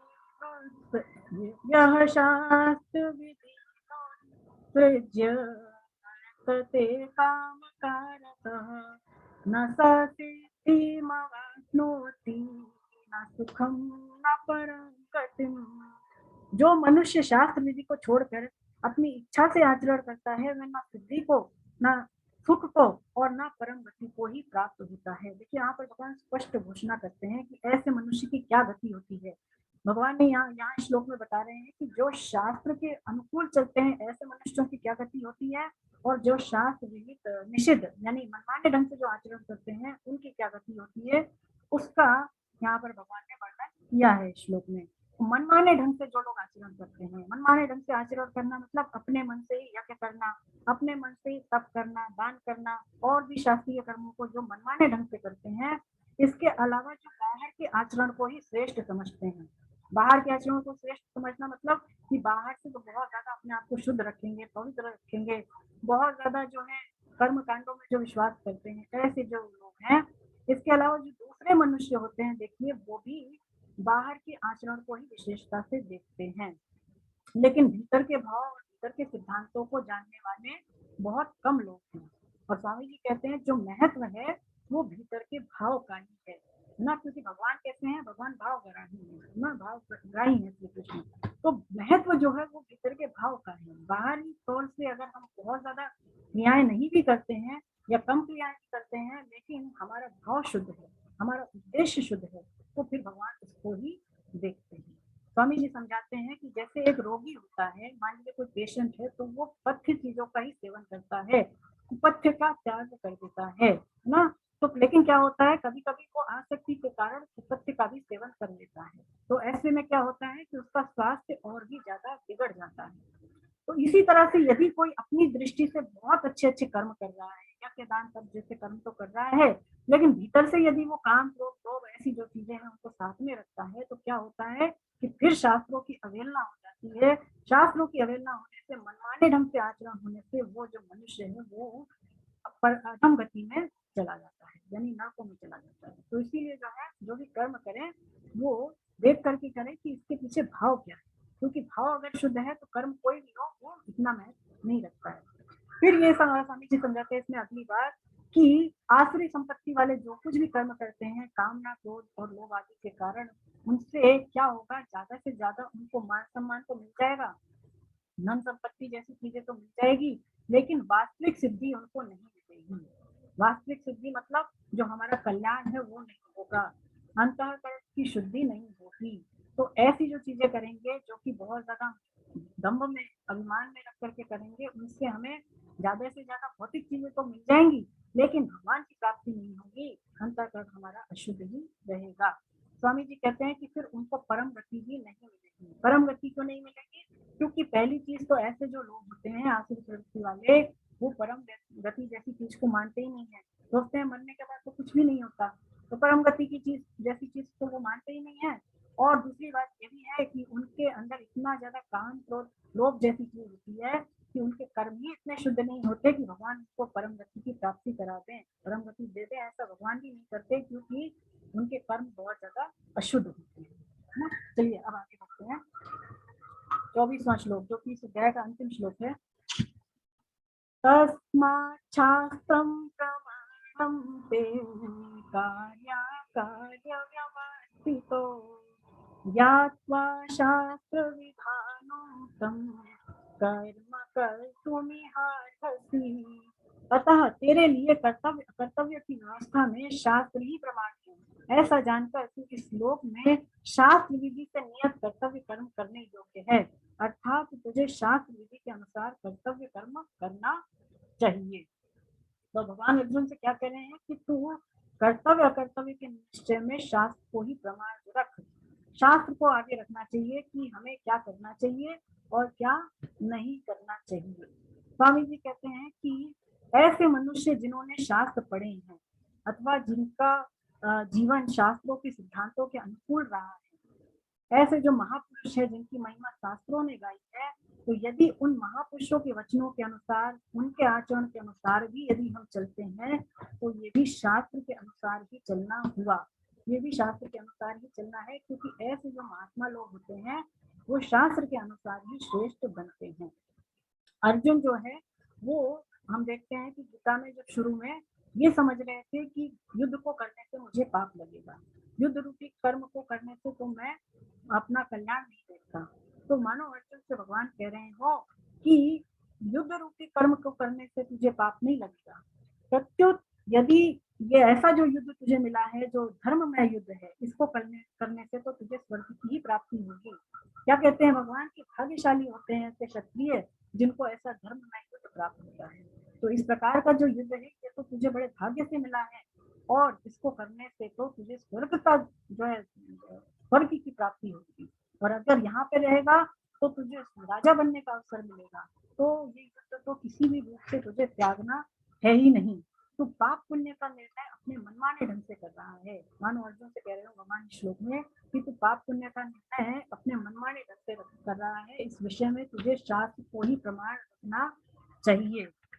लेकिन इसका मतलब ये है कि युद्ध रूपी क्रिया भी बांधने वाली नहीं है, युद्ध रूपी क्रिया भी बांधने वाली नहीं है, लेकिन यदि हम स्वार्थ अभिमान जैसी चीजों को रख करके कोई भी शास्त्र विहित कर्म भी यदि करते हैं, यदि यज्ञ दान तप जैसे कर्म भी करते हैं, तो वो भी बंधनकारी हो जाएगी, क्योंकि भाव की मुख्यता से। और यदि मनमाने ढंग से हम कर्म करते हैं शास्त्र के विपरीत, तो वो तो पतनकारी है ही। यहाँ पर देखिए एक ऐसी शंका हो सकती है कि जिसने शास्त्र नहीं पढ़े ऐसे मनुष्य को कर्तव्य का ज्ञान कैसे होगा। और उसका कल्याण कैसे होगा। तो स्वामी जी इसका समाधान देते हैं कि जिसका उद्देश्य अपने कल्याण का होगा तो उसको अपने कर्तव्य का ज्ञान होगा ही होगा। जिसका उद्देश्य कल्याण का होगा अपने, उसको अपने कर्तव्य का ज्ञान होगा ही होगा। और जिसका उद्देश्य अपने कल्याण का नहीं है तो चाहे वो शास्त्र पढ़ भी ले तो भी उसको अपने कर्तव्य का ज्ञान नहीं होगा, बल्कि उसके अंदर और अज्ञान ही आ जाएगा कि मैंने तो बहुत कुछ जान लिया। तो इसलिए उद्देश्य अपना हमें बनाना चाहिए। उद्देश्य यदि होगा तो निश्चित रूप से अपने कर्तव्य करने में हम तत्परता पूर्वक लग पाएंगे। तो भगवान के सम्मुख हो जाए, भगवान की प्राप्ति का उद्देश्य बना ले तो फिर तो कल्याण निश्चित है। भगवान के सम्मुख होने का क्या मतलब है, देखिए इसमें प्रसंग आया है, बीच में आया है आपकी जो पुस्तक है, लेकिन मैं इसको अभी लास्ट में ले रही हूँ। भगवान के सम्मुख होने का क्या मतलब, सम्मुख होने का मतलब देखिए क्या है, इसमें बड़ा अच्छा संदर्भ है कि जैसे एक बच्चा हो, मान लीजिए कोई शिशु है, वो सो रहा है अपने पालने में और गर्मी के दिन है और उसकी जो माँ है वो मान लीजिए पानी भरने के लिए कुएं पर गई हुई है। अब वो बच्चा जब उठता है तो जब उठेगा तो वो निश्चित रूप से अपनी माँ को ही ढूंढेगा। तो माँ को ढूंढता है तो माँ नहीं दिखती है, और क्योंकि बहुत ज्यादा गर्मी है तो इसलिए लू भी चल रही है, लू भी चल रही है और जमीन भी गर्म है, तो उसके पाँव में जो है गर्माहट उसको महसूस हो रही है। अब वो थोड़ा आगे चलता है तो देखता है कि माँ सामने से सिर पर मटकी लिए आ रही है। अब माँ के दोनों हाथ ऊपर हैं और वो बच्चे को कहती है कि तू बेटा अपना हाथ ऊपर कर दे और मैं तुझे गोदी में ले लूंगी। लेकिन वो बच्चा मचल जाता है, वो धरती पर ही लोटपोट हो जाता है, माँ की अवज्ञा वो कर देता है। अगर वो माँ की अवज्ञा ना करे तो फिर उसको तत्काल ही गर्भ से राहत मिल जाए, उसको सुख की प्राप्ति हो जाए। लेकिन ऐसा बच्चा जो है वो देखिए और भी ज्यादा दुख झेलने लग जाता है। क्यों? क्योंकि उसने अपने हाथ ऊपर नहीं किए। तो इसी प्रकार से यदि हम भी अपने हाथ ऊपर कर लें, अपने हाथ ऊपर करने और केवल भगवान का आश्रय लेने, तो क्या होगा कि हम भी जो इस संसार रूपी दुख है, दुख इस संसार में जो गर्मी रूपी दुख है उससे हम मुक्त हो जाएंगे। संसार के जो झंझटों से, संसार की आफतों से हम जो है मुक्त हो जाएंगे। इसके लिए जरूरी है कि हम भगवान को पुकारें, भगवान की ओर हाथ उठाएं। तो चलिए हे नाथ की पुकार लगाते हैं आज, ना बहुत समय हो गया, अपने जो है उसको लगाते हैं पुकार। हे नाथ, हे मेरे नाथ, मैं आपको भूलूं नहीं। हे नाथ, हे मेरे नाथ, मैं केवल आपका हूँ और केवल आप ही मेरे। नारायण नारायण। तो इसी के साथ हमारा ये अध्याय पूर्ण होता है। और अगर किसी के प्रश्न हो तो हम अभी ले सकते हैं। और देखिए हमारे पास समय है तो हम कुछ श्लोक 17वें अध्याय के भी ले सकते हैं। तो हम लोग 17वां अध्याय ले लें आज। आप में से कोई साधक बताएं, 17वां अध्याय ले सकते हैं ना? हाँ ले लेते हैं थोड़ा सा, क्योंकि अभी आधा घंटा है तो ले लेते हैं। कोई के प्रश्न हो तो, कोई के प्रश्न हो तो पूछ लें। अगर अब तक जो हमने पढ़ा 16वें अध्याय में उसको लेके कोई के प्रश्न हो तो कृपया पूछें।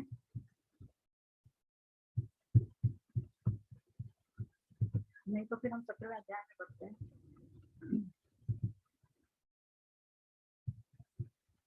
तो 17वें अध्याय का क्या शीर्षक है?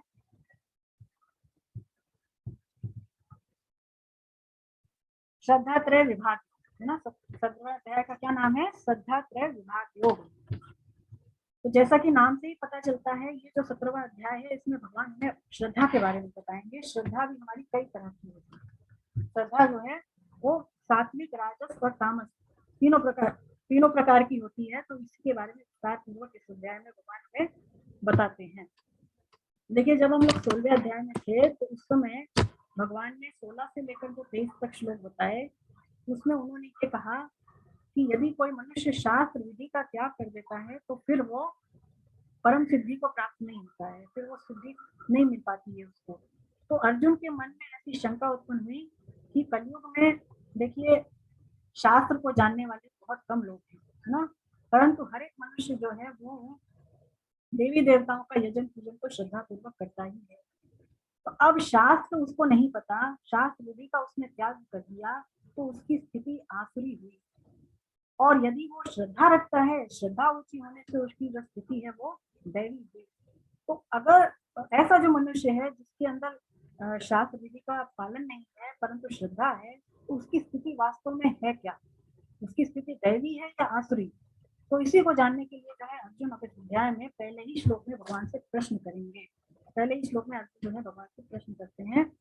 पहले से लेकर देखिए जो 6 तक श्लोक हैं उसमें भगवान ने श्रद्धा के बारे में और जो शास्त्र विपरीत घोर तप करते हैं ऐसे मनुष्यों के बारे में बताया है। तो पढ़ते हैं इसको, पहला श्लोक लेते हैं इसमें। अर्जुन उवाच ये शास्त्र विधि सृज्य यजन्ते श्रद्धयान्वितः तेषां निष्ठा तु का कृष्ण सत्त्वमारजस्तमः। अर्जुन बोले, हे कृष्ण, जो मनुष्य शास्त्र विधि का त्याग करके श्रद्धा पूर्वक देवी देवताओं का यजन पूजन करते हैं उनकी निष्ठा फिर कौन सी है, सात्विक, राजस या फिर तामस। तो वही बात आती है, अर्जुन यहाँ पर भगवान से प्रश्न करते हैं। पहली चीज अर्जुन भगवान को कृष्ण कह करके बुलाते हैं। कृष्ण का क्या अर्थ होता है, कोई जानते हैं, बताएं। कृष्ण का अर्थ क्या है? गीता में भगवान को अर्जुन ने कई नामों से संबोधित किया है, पर जो सबसे प्रिय नाम उनको लगता है पूरी गीता में वो नाम कृष्ण ही है। आपको पता होना चाहिए कि ये नाम भगवान को क्यों प्रिय है। हाँ बताएं, कोई साधक नहीं पता आप में से किसी को? कृष्ण का मतलब तो वैसे काला होता है। हाँ मैडम, हाँ हाँ राजेंद्र जी बताएं। आप म्यूट हो गए, आप अनम्यूट करिए अपने आप को। तो हाँ जी, खींचना। हाँ बिल्कुल सही कह रहे हैं आप, खींचना, अपनी ओर खींचने वाला, अपनी ओर आकर्षित करने वाला। तो भगवान ऐसे हैं कि वो सबको आकर्षित करते हैं, चाहे वो कैसा ही मनुष्य क्यों ना हो। स्वामी जी कहते हैं चाहे वो राजसी हो, सात्विक हो या तामसी हो, लेकिन भगवान जो ऐसे हैं वो सबको आकर्षित करते हैं। तो इसीलिए उनका नाम जो है कृष्ण है। तो यहाँ पर देखिए स्वामी जी समझाते हैं श्लोक में कि इस गीता में देखिए जो संवाद हुआ है भगवान श्री कृष्ण का और जो अर्जुन का संवाद हुआ है वो सारे ही जीवों के कल्याण के लिए है, सारे जीवों के कल्याण के लिए है। देखिए उनके सामने कलयुग था और कलयुग की लोगों के ऊपर दृष्टि रखते ही अर्जुन यहाँ पर भगवान से प्रश्न कर रहे हैं। यानी ज्यादातर जो प्रश्न गीता में आए हैं अर्जुन ने किए हैं वो केवल हमारे लिए किए हैं। उनको तो नॉलेज था ही, अर्जुन स्वयं बहुत विद्वान थे तो उनको इसकी आवश्यकता नहीं थी, लेकिन वो हमारे लिए जो हम कलयुगी लोग हैं उनके लिए ही मानो प्रश्न करते हैं। यहाँ पर अर्जुन कह रहे हैं कि शास्त्र विधि का त्याग करके यदि कोई श्रद्धा पूर्वक देवी देवताओं का पूजन करता है तो उसकी निष्ठा कौन सी माननी चाहिए। स्वामी जी समझाते हैं कि देखिए कलयुग में क्या है कि लोगों में शास्त्रों का ज्ञान बहुत ज्यादा कम रह गया है, बहुत कम जानते हैं लोग शास्त्र। इसके अलावा लोगों को अच्छा सत्संग भी नहीं पाता है। और इससे भी ज्यादा मुश्किल बात ये हो गई है कि जो पाखंडी लोग होते हैं, जो दिखावे ढोंगी लोग होते हैं, वो लोग संत महात्मा बने बैठे हैं। तो उनको पहचानना बड़ा मुश्किल है कि सच्चा संत है कौन, सच्चे गुरु है कौन। तो अब जिन्होंने शास्त्रों को नहीं पढ़ा, जिनको शास्त्रों का नॉलेज नहीं है, शास्त्र विधि नहीं जानते हैं और उनको अच्छा सत्संग भी नहीं मिल पा रहा है, संतों का संग भी नहीं मिल पा रहा है, ऐसे मनुष्य यदि श्रद्धा पूर्वक देवी देवताओं का पूजन करते हैं, भजन पूजन करते हैं, तो उनकी निष्ठा फिर कौन सी है, सात्विक है या राजस है या तामस है, ऐसा अर्जुन प्रश्न कर रहे हैं। स्वामी जी कहते हैं कि मनुष्य जो शास्त्र विधि का त्याग करता है वो 3 कारणों से करता है। पहला कारण तो है अज्ञता के कारण, दूसरा है उपेक्षा से और तीसरा है विरोध से। तो ये 3 कारण होते हैं में जिसके कारण मनुष्य शास्त्र विधि का त्याग कर देता है। भगवान इसके उत्तर में क्या कहते हैं वो पढ़ते हैं। श्री भगवान वाच त्रिविधा भवति श्रद्धा देहिनां सा स्वभावजा सात्विकी राजसी चैव तामसी चेति तां शृणु। श्री भगवान बोले मनुष्यों की यह स्वभाव से उत्पन्न हुई श्रद्धा सात्विकी तथा राजसी और तामसी ऐसी 3 प्रकार की होती है, उसको तुम मुझसे सुनो। तो देखिए अर्जुन ने भगवान से निष्ठा को जानने के लिए प्रश्न किया था, स्थिति को जानने के लिए प्रश्न किया था, लेकिन जो भगवान है वो इसका उत्तर श्रद्धा को लेकर के दे रहे हैं। श्रद्धा को लेकर के भगवान उत्तर दे रहे हैं क्योंकि जैसी जिसकी श्रद्धा होती है, स्वामी जी कहते हैं वैसी ही उसकी निष्ठा भी होती है। और जो श्रद्धा स्वभाव से उत्पन्न होती है जो हमारे स्वभाव से पैदा होती है वही वास्तविक श्रद्धा है। वो श्रद्धा ही हमारी नेचुरल, वही हमारी अपनी श्रद्धा है। और स्वभाव से उत्पन्न होने वाली जो श्रद्धा है वो भी 3 तरह की होती है। कौन कौन सी? सात्विक, राजसी और तामसी, जिसको भगवान यहाँ पर सुनने के लिए कह रहे हैं। देखिए, सत, रज और तम, सतोगुण, रजोगुण और तमोगुण में 10-10 गुना का अंतर है। 10-10 गुना का अंतर है। एक का 10 गुना क्या हुआ? एक का 10 गुना 10 हुआ, और 10 का 10 गुना क्या हुआ? 10 का 10 गुना 100 हुआ।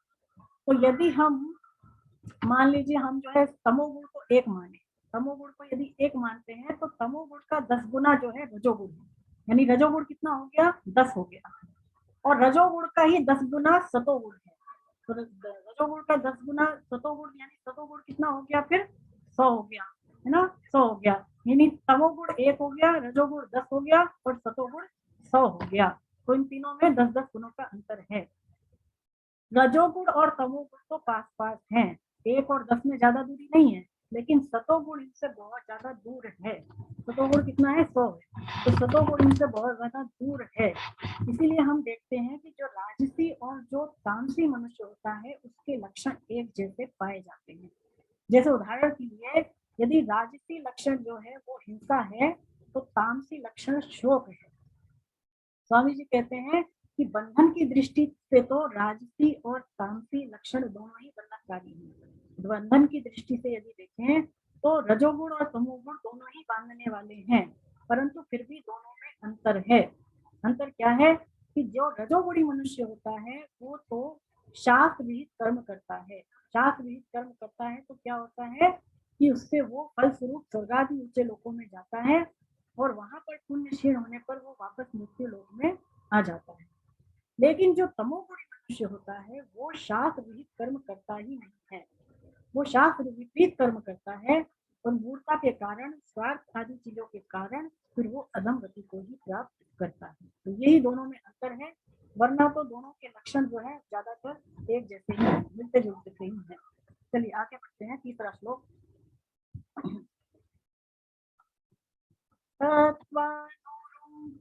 सर्वस्य श्रद्धा भवति भारत, श्रद्धामयोऽयं पुरुषो यो यच्छ्रद्धा स एव स। हे भारत, सभी मनुष्यों की श्रद्धा अंतःकरण के अनुरूप होती है। यह मनुष्य श्रद्धामय है, इसीलिए जो जैसी श्रद्धा वाला है वही उसका स्वरूप है, अर्थात वही उसकी निष्ठा है। तो यहाँ पर देखिए श्रद्धा की बात भगवान करते हैं, तो श्रद्धा होती क्या है, इसकी परिभाषा क्या है? इसकी परिभाषा स्वामी जी देते हैं कि जिसको हम अनुभव से नहीं जानते, अनुभव से जिसको नहीं जान सकते, लेकिन जो हम स्वाभाविक रूप से, जब हमारे अंदर जो है संस्कार से जिसको हम जानते हैं, हमारे स्वाभाविक संस्कार से जिसको हम जान सकते हैं, इसके अलावा संतों की वाणी से जिसको हम जानते हैं, अथवा शास्त्रों की बातों से जिसको हम जानते हैं और जान करके उसको वैसा का वैसा स्वीकार कर लेते हैं, पूज्य भाव से उसको हम जो है स्वीकार कर लेते हैं, उसी का नाम श्रद्धा है ना? उसी का नाम श्रद्धा है। तो श्रद्धा को लेकर के ही स्वामी जी कहते हैं कि हम आध्यात्मिक मार्ग में प्रवेश करते हैं, चाहे कोई सा भी मार्ग हो, चाहे कर्म योग हो, चाहे ज्ञान योग हो, चाहे भक्ति योग हो, तीनों में श्रद्धा की आवश्यकता पड़ती है। और साध्य और साधन, साध्य मतलब जिसके लिए हम साधना करें, तो साध्य और साधन पर श्रद्धा हुए बिना मनुष्य अध्यात्म में प्रवृत्ति नहीं कर सकता, ऐसा स्वामी जी कहते हैं। तो भगवान यहाँ पर कह रहे हैं कि मनुष्य श्रद्धामय है ना? यहाँ पर कह रहे हैं तो मनुष्य कैसा है? श्रद्धा वाला। तो जैसी जिसकी श्रद्धा होती है, भगवान कहते हैं कि वैसे ही उसके रूप होता है, वैसे ही उसकी प्रवृत्ति होती है। और मनुष्य जो काम करता है, जो उसके भाव होते हैं, वो भी श्रद्धा के अनुसार ही होते हैं। तो ये मनुष्य कैसा है? श्रद्धा वाला है। आगे स्वामी जी कहते हैं कि आजकल के जो साधक हैं, देखिए उनको अपनी स्वाभाविक श्रद्धा को पहचान करना बड़ा ही मुश्किल हो गया है। कैसे माने कि हमारे में कौन सी श्रद्धा है, क्योंकि इतने सारे मत मतांतर हो गए हैं। तो इतने सारे लोग, कोई तो कहता है कि कर्मयोग के द्वारा चलना चाहिए, कोई कहता है भक्ति योग के द्वारा चलना चाहिए, कोई कहता है ज्ञान योग के द्वारा चलना चाहिए। तो किसकी प्रधानता को हम माने? हम कंफ्यूज हो जाते हैं, हमें समझ में नहीं आता कि हम कहाँ चलें। तो स्वामी जी कहते हैं कि मनुष्य को ये देखना चाहिए कि उसकी वास्तविक श्रद्धा क्या है, उसको किस ओर चलना है, इस पर उसको गहराई से उसको विचार करना चाहिए, और उसकी क्या रुचि है, उसका इंटरेस्ट क्या है, इस पर उसको विचार करना चाहिए। देखिए, जो सात्विक मनुष्य होता है, जो दैवी प्रकृति वाला होता है, उसको तो ऐसा विश्वास होता है संतों से सुन करके या शास्त्रों में पढ़ करके, उसको ऐसा विश्वास होता है कि भगवान है। और स्वामी जी कहते हैं, जब ये विश्वास हो जाता है कि भगवान है, तो फिर हमारे अंदर उसको पाने की लालसा भी पैदा हो जाती है, और फिर हम उसकी ओर चलने के लिए अग्रसर भी हो जाते हैं।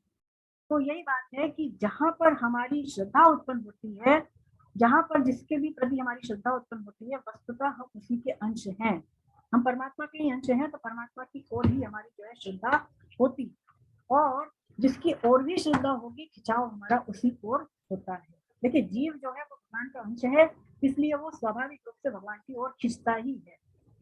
हमारी श्रद्धा जहाँ भी होगी, स्वामी जी कहेंगे कि हम कहते हैं कि हमारा खिंचाव वही होता है। यदि संसार के प्रति श्रद्धा है तो खिंचाव कहाँ होगा, फिर संसार के प्रति ही होगा, और यदि भगवान के प्रति श्रद्धा है तो फिर खिंचाव कहाँ होगा, भगवान के प्रति ही होगा। संसारिक श्रद्धा से ऊंची जो श्रद्धा मानी गई है वो धार्मिक श्रद्धा है। धार्मिक श्रद्धा मतलब कि मैं इस वर्ण का हूँ, मैं इस जाति का हूँ, मैं इस आश्रम का हूँ, ये संसारिक श्रद्धा से ऊपर की श्रद्धा है। पर जो सबसे ऊंची श्रद्धा मानी गई है वो है पारमार्थिक श्रद्धा। पारमार्थिक श्रद्धा जो है वही हमारी वास्तविक श्रद्धा है, और हमारा कल्याण जो होता है वो भी पारमार्थिक श्रद्धा से ही होता है। संतों महात्माओं में भी जो श्रद्धा देखने में आती है वो पारमार्थिक श्रद्धा ही होती है। अब इस पारमार्थिक श्रद्धा को कैसे पहचाने कि हमारे पारमार्थिक श्रद्धा है या नहीं है, तो स्वामी जी समझाते हैं कि ऐसे जो मनुष्य होते हैं जिनमें पारमार्थिक श्रद्धा होती है, वो उनको इस बात पर विश्वास होता है, उनके अंदर ये भाव होता है, देखिए कि ऐसी कोई चीज है जो दिखती तो नहीं है पर है अवश्य, यानी भगवान जैसी चीज पर उनको विश्वास होता है। ऐसे जो मनुष्य होते हैं जिनमें इस प्रकार की श्रद्धा होती है, उनको पारमार्थिक बातें अच्छी लगती है, और वो शास्त्र विहित कर्म जैसे कि यज्ञ दान तप जैसे कर्मों को करने में प्रवृत्त रहते हैं, उन चीजों में लगे रहते हैं। यदि वो ऐसे कर्म नहीं भी करते हैं, मान लीजिए यज्ञ दान तप जैसे कर्म, तो भी उनकी श्रद्धा की पहचान उनके सात्विक आहार के द्वारा की जा सकती है। देखिए, स्वामी जी कहते हैं कि सभी प्राणी जो है वो अपने से किसी ना किसी को बड़ा मान करके उसका सहारा लेते हैं, किसी ना किसी को अपने से बड़ा मानते हैं। तो इसका मतलब क्या है कि ईश्वर की सत्ता तो है, किसी का सहारा लेना मतलब कि ईश्वरवाद के सिद्धांत को स्वीकार करना। यदि हम आयु में, बल में, योग्यता में, सामर्थ्य में, गुण में किसी को बड़े से बड़ा देखें, किसी को भी यदि बड़े से बड़ा देखें, तो उसके बड़प्पन की जहाँ समाप्ति होती है, स्वामी जी कहते हैं वही ईश्वर है। ईश्वर से बड़ा कोई है नहीं, ईश्वर ही सर्वोपरि है। तो श्रद्धा हमारी जो है वो हमारे अंतःकरण के अनुरूप ही होती है, हमारे अंतःकरण के अनुरूप। जैसी हमारे अंतःकरण में जिस गुणों की प्रधानता होगी, उसी के अनुसार स्वामी जी कहते हैं हमारी मान्यता होती है, ऐसी हमारी धारणा होती है, और उसी गुणों के अनुसार ही हमारी श्रद्धा भी होती है। देखिए, भगवान से प्रेम है हमें, इसके 6 लक्षण भागवतम में बताए कि हमें भगवान से प्रेम करने के 6 भाव हैं। पहला तो है वात्सल्य, दूसरा है सख्य, तीसरा है माधुर्य, चौथा है दास्य, पांचवा है ज्ञान, और छठा है शांत। तो वात्सल्य प्रेम में तो माता यशोदा का नाम आता है। इसके अलावा जो सख्य है उसमें अर्जुन का नाम आता है, जो माधुर्य प्रेम है उसमें गोपियों का नाम आता है, दास्य प्रेम में अक्रूर जी का नाम आता है, ज्ञान में उद्धव जी का नाम आता है, और शांत में सुदामा जी का नाम आता है। इन 6 के 6 भाव से यदि एक में भी पूरी तरह श्रद्धा हो जाए, अनन्य भाव से यदि भगवान के शरण हो जाते हैं, तो फिर भगवान की कृपा की हम पात्र बन जाते हैं, ऐसा स्वामी जी कहते हैं। स्वामी जी समझाते हैं आगे कि जीव परमात्मा का अंश है, जीव परमात्मा का अंश है। तो यदि किसी में हमें रजोगुण या तमोगुण अधिक दिखाई दे, हमें ऐसा लग रहा है कि किसी मनुष्य में रजोगुण है या तमोगुण है, तो हमें उसे छोटा नहीं मानना चाहिए, क्योंकि कौन सा मनुष्य कब उन्नत हो जाए इसका हमें पता नहीं है। आज उसके अंदर रजोगुण है तो हो सकता है कि सतोगुण बढ़ जाए, कुछ पता नहीं है। तो इसीलिए हमें किसी भी मनुष्य को छोटा नहीं समझना चाहिए, ऐसा स्वामी जी कहते हैं। स्वामी जी कहते हैं स्वरूप से तो सब शुद्ध ही है, हमारा जो वास्तविक स्वरूप है उसमें तो कोई अवगुण है ही नहीं, तो स्वरूप से तो सब शुद्ध ही है। केवल विचार के कारण, संग के कारण हमारे अंतःकरण में किसी एक गुण की प्रधानता हो जाती है। क्योंकि जैसा हम संग करते हैं, जैसा हम हमारे में गुण है, जैसा हम शास्त्र पढ़ते हैं, जैसा विचार करते हैं, उसी से हमारा अंतःकरण बनता है। इसीलिए मनुष्य को चाहिए कि वो सदैव सात्विक संग करे, सात्विक आहार ले, सात्विक वायुमंडल का उसको सेवन करना चाहिए। फिर स्वामी जी कहते हैं कि श्रद्धा भाव है, जैसा जिसका भाव होता है वही उसका स्वरूप भी माना गया है। भाव के भी दो भेद होंगे, एक तो सद्भाव और एक असद्भाव, सद्भाव और असद्भाव। तो स्वामी जी कहते हैं कि जो भगवान की ओर ले जाने वाला है वो तो सद्भाव है, और जो संसार की ओर ले जाने वाला है वो असद्भाव है। यदि मैं साधक हूँ, इसमें असद्भाव होगा तो इससे हमारे अंदर आसुरी संपत्ति आएगी, और मैं साधक हूँ, इसमें यदि सद्भाव होगा तो इससे हमारे अंदर दैवी संपत्ति आती है। नहीं, अगर हमारे अंदर सद्भाव होगा, मैं साधक हूँ, इसमें सद्भाव होगा तो स्वामी जी कहते हैं इससे हमारे अंदर जो है स्वाभिमान आता है, और यदि मैं साधक हूँ, इसमें असद्भाव होगा तो इससे हमारे अंदर अभिमान आता है। अभिमान से आसुरी संपत्ति आती है और स्वाभिमान से दैवी संपत्ति आती है ना। तो ये श्रद्धा को लेकर के स्वामी जी विस्तार पूर्वक हमें समझाते हैं। अगला श्लोक, चौथा श्लोक, यजन्ते सात्विका देवान् यक्ष रक्षांसि राजसः भूप्रेतान् भूतगणाश्चान्ये जयन्ते तामसा जनाः। सात्विक मनुष्य देवताओं का पूजन करते हैं, राजसी मनुष्य यक्षों तथा राक्षसों का, और दूसरे जो तामसी मनुष्य होते हैं वे प्रेतों का, भूतगणों का पूजन करते हैं। तो देखिए, जो सात्विक श्रद्धा वाला मनुष्य है, जिसके अंदर दैवी संपत्ति है, वो देवी देवताओं का पूजन करते हैं। तो 5 जो देवी देवता हैं वो भगवत कोटि के माने गए हैं। कौन कौन से 5 देवी देवता हैं? एक तो विष्णु है, एक तो गणेश है, एक शंकर जी हैं, एक शक्ति देवी है, और एक सूर्य भगवान है। तो यदि इन 5 की हम भगवत स्वरूप मान करके इनकी उपासना करते हैं, निष्काम भाव से इनकी पूजा करते हैं, तो इससे भगवान की उपासना होती है, उससे भगवान की प्राप्ति होती है। फिर राजसी जो मनुष्य होता है वो यक्ष और राक्षसों का पूजन करता है। स्वामी जी कहते हैं कि जो संग्रह करने की जिनकी आदत होती है उनको यक्ष कहा गया है, और जिनके अंदर दूसरों का विनाश करने की प्रवृत्ति होती है उनको ही राक्षस कहते हैं। तो जो राजसी मनुष्य होता है वो दूसरों का नाश करने में और अपनी कामनाओं की पूर्ति में प्रवृत्त होता है। तो अब यहाँ पर भगवान कह रहे हैं तामसी मनुष्य है वो भूत प्रेतों को प्राप्त होता है, पूजन करते हैं। तो जो तामसी मनुष्य होता है वो भूत प्रेतों का ही पूजन करता है। स्वामी जी कहते हैं कि जो मर गए हैं उनको तो प्रेत कहते हैं, और जो भूत योनि में चले गए हैं उनको ही भूत कहते हैं। तो हमने पहले भी ये बात देखी, जब हम लोग 9वें अध्याय में थे तो उसमें भगवान ने ये कहा 25वें श्लोक में कि जो देवी देवताओं का पूजन करने वाले सात्विक मनुष्य है वो देवी देवताओं को ही प्राप्त होता है। जो यक्षों और राक्षसों का पूजन करने वाला राजसी मनुष्य है वो यक्षों और राक्षसों को ही प्राप्त होता है, और जो भूत प्रेतों का पूजन करने वाला तामसी मनुष्य है वो भूत प्रेतों को ही प्राप्त होता है। देखिए, पितर जो होते हैं, जो पितर होते हैं, उनका भी यदि हम भावपूर्वक श्रद्धा तर्पण करते हैं तो इससे भी जो है करना चाहिए, इसमें कोई बुराई नहीं है। क्योंकि यदि पितरों की भी कर्तव्य मान करके निष्काम भाव से उनका श्राद्ध तर्पण करते हैं तो उससे भी भगवान की प्राप्ति हो जाती है, ऐसा स्वामी जी कहते हैं। तो इसका मतलब यह है कि पितरों का पूजन जो है वो स्वरूप से त्याज्य नहीं है। पितरों का पूजन करना तो इतना ज्यादा जो है वो नुकसानदायक नहीं है जितना कि भूत प्रेतों का पूजन करना। भूत प्रेतों का, क्योंकि ये अशुद्ध योनियां है तो इनमें जानने से तो दुख ही मिलता है। तो इसीलिए जो है पितरों का पूजन जो है वो करना चाहिए, वो त्याज्य नहीं है। लेकिन हाँ, उसमें भी भाव की मुख्यता है उनके पूजन। देखिए, तुलसीदास जी जो है जब शौच के लिए जाते थे तो वो जब लोटा लेते थे तो वो जो पानी बचता था उसका पानी वो झाड़ियों में डाल देते थे। तो झाड़ियों में रोजाना ऐसे करते थे कि बचा हुआ पानी वो डाल देते थे। तो उसमें एक प्रेत रहता था झाड़ियों में, तो रोजाना जब पानी उसको पड़ता था तो उससे वो शुद्ध हो गया, उसका कल्याण हो गया, वो प्रकट हो गया तुलसीदास जी के सामने। और उसने उनसे कहा कि आप मुझसे कोई वरदान मांगिए। तो तुलसीदास जी जो है वो केवल राम भक्त थे, तो उन्होंने कहा मुझे तो भगवान राम के चरणों के सिवा, उनके दर्शन के सिवा और कोई इच्छा है ही नहीं। तो वो प्रेत कहता है कि ये इच्छा तो मैं आपकी नहीं पूरी कर सकता, भौतिक चीज आप कुछ भी मांगे वो मैं आपको दे दूंगा। लेकिन वो नहीं चाहते थे और कुछ तुलसीदास जी। तो उन्होंने कहा कि मुझे तो भगवान राम के दर्शन की लालसा है। तो प्रेत ने कहा कि मैं उसको तो आपसे नहीं मिला सकता, लेकिन हाँ आपको हनुमान जी का पता बता सकता हूँ। तो हनुमान जी को अगर पता बताएंगे तो राम जी तो मिल ही जाएंगे। तो ऐसा ही हुआ। तो इसका मतलब ये है कि जो देवी देवता हैं, जो राक्षस जैसे लोग हैं, वो ज्यादा से ज्यादा भौतिक वस्तुओं की प्राप्ति तो करा सकते हैं, लेकिन अविनाशी चीज की प्राप्ति नहीं करा सकते। अविनाशी अविनाशी तत्व की प्राप्ति तो केवल परमात्मा के हाथ में ही है ना। तो चलिए अब ये जो है एक श्लोक और लेते हैं, पांचवा और छठा साथ में लेते हैं, उसके बाद समय हो गया है ना। वैसे आगे भी ले सकते थे, लेकिन अब इसको यहीं पर विराम देंगे और बाकी के श्लोकों को अगले क्लास में कंटिन्यू करेंगे। पांचवा और छठा एक साथ लेते हैं।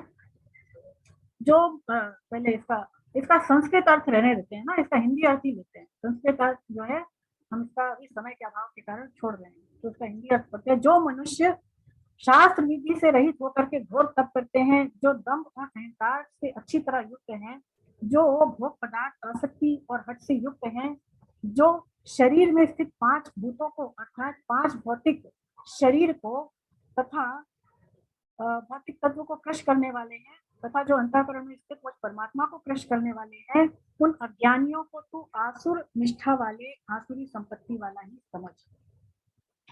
तो यहाँ पर देखिए भगवान ने अब तक जो श्लोक बताए, पिछले जो श्लोक बताए 4 तक, उसमें भगवान ने उन मनुष्यों के बारे में बताया जो शास्त्र विधि नहीं जानते।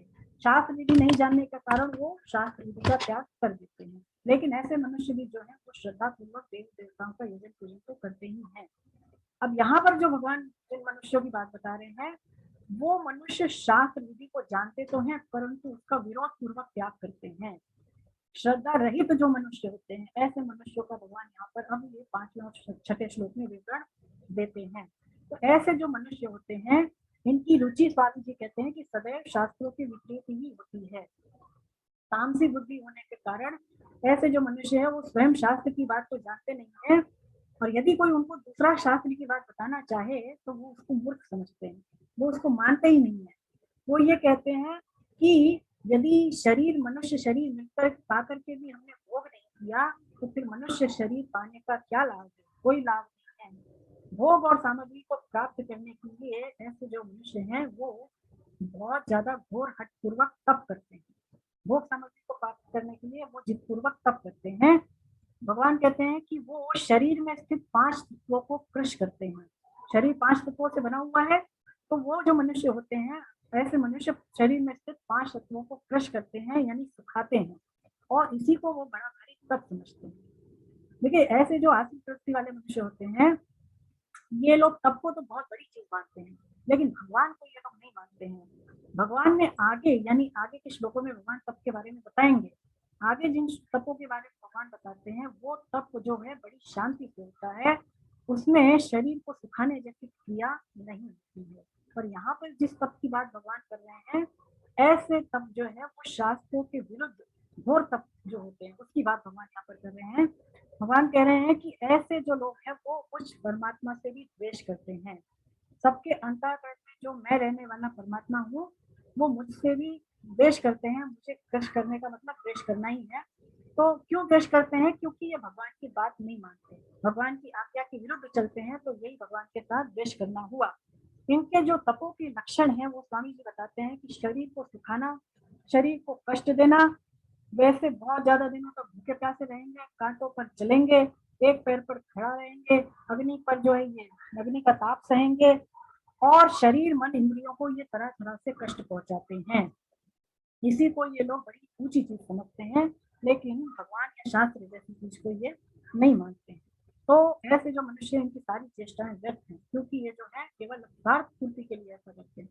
देखिए हिरण्यकशिपु का नाम हमने सबने सुना है। तो हिरण्यकशिपु जो है बहुत बड़ा उसने तप किया था, ऐसा तप किया था जैसा आज तक कभी किसी ने नहीं किया। उसने जो तप किया, उसका पूरा शरीर जो है वो गल गया था, उसकी हड्डियां तक जो है वो दिखने लग गई थी उस समय।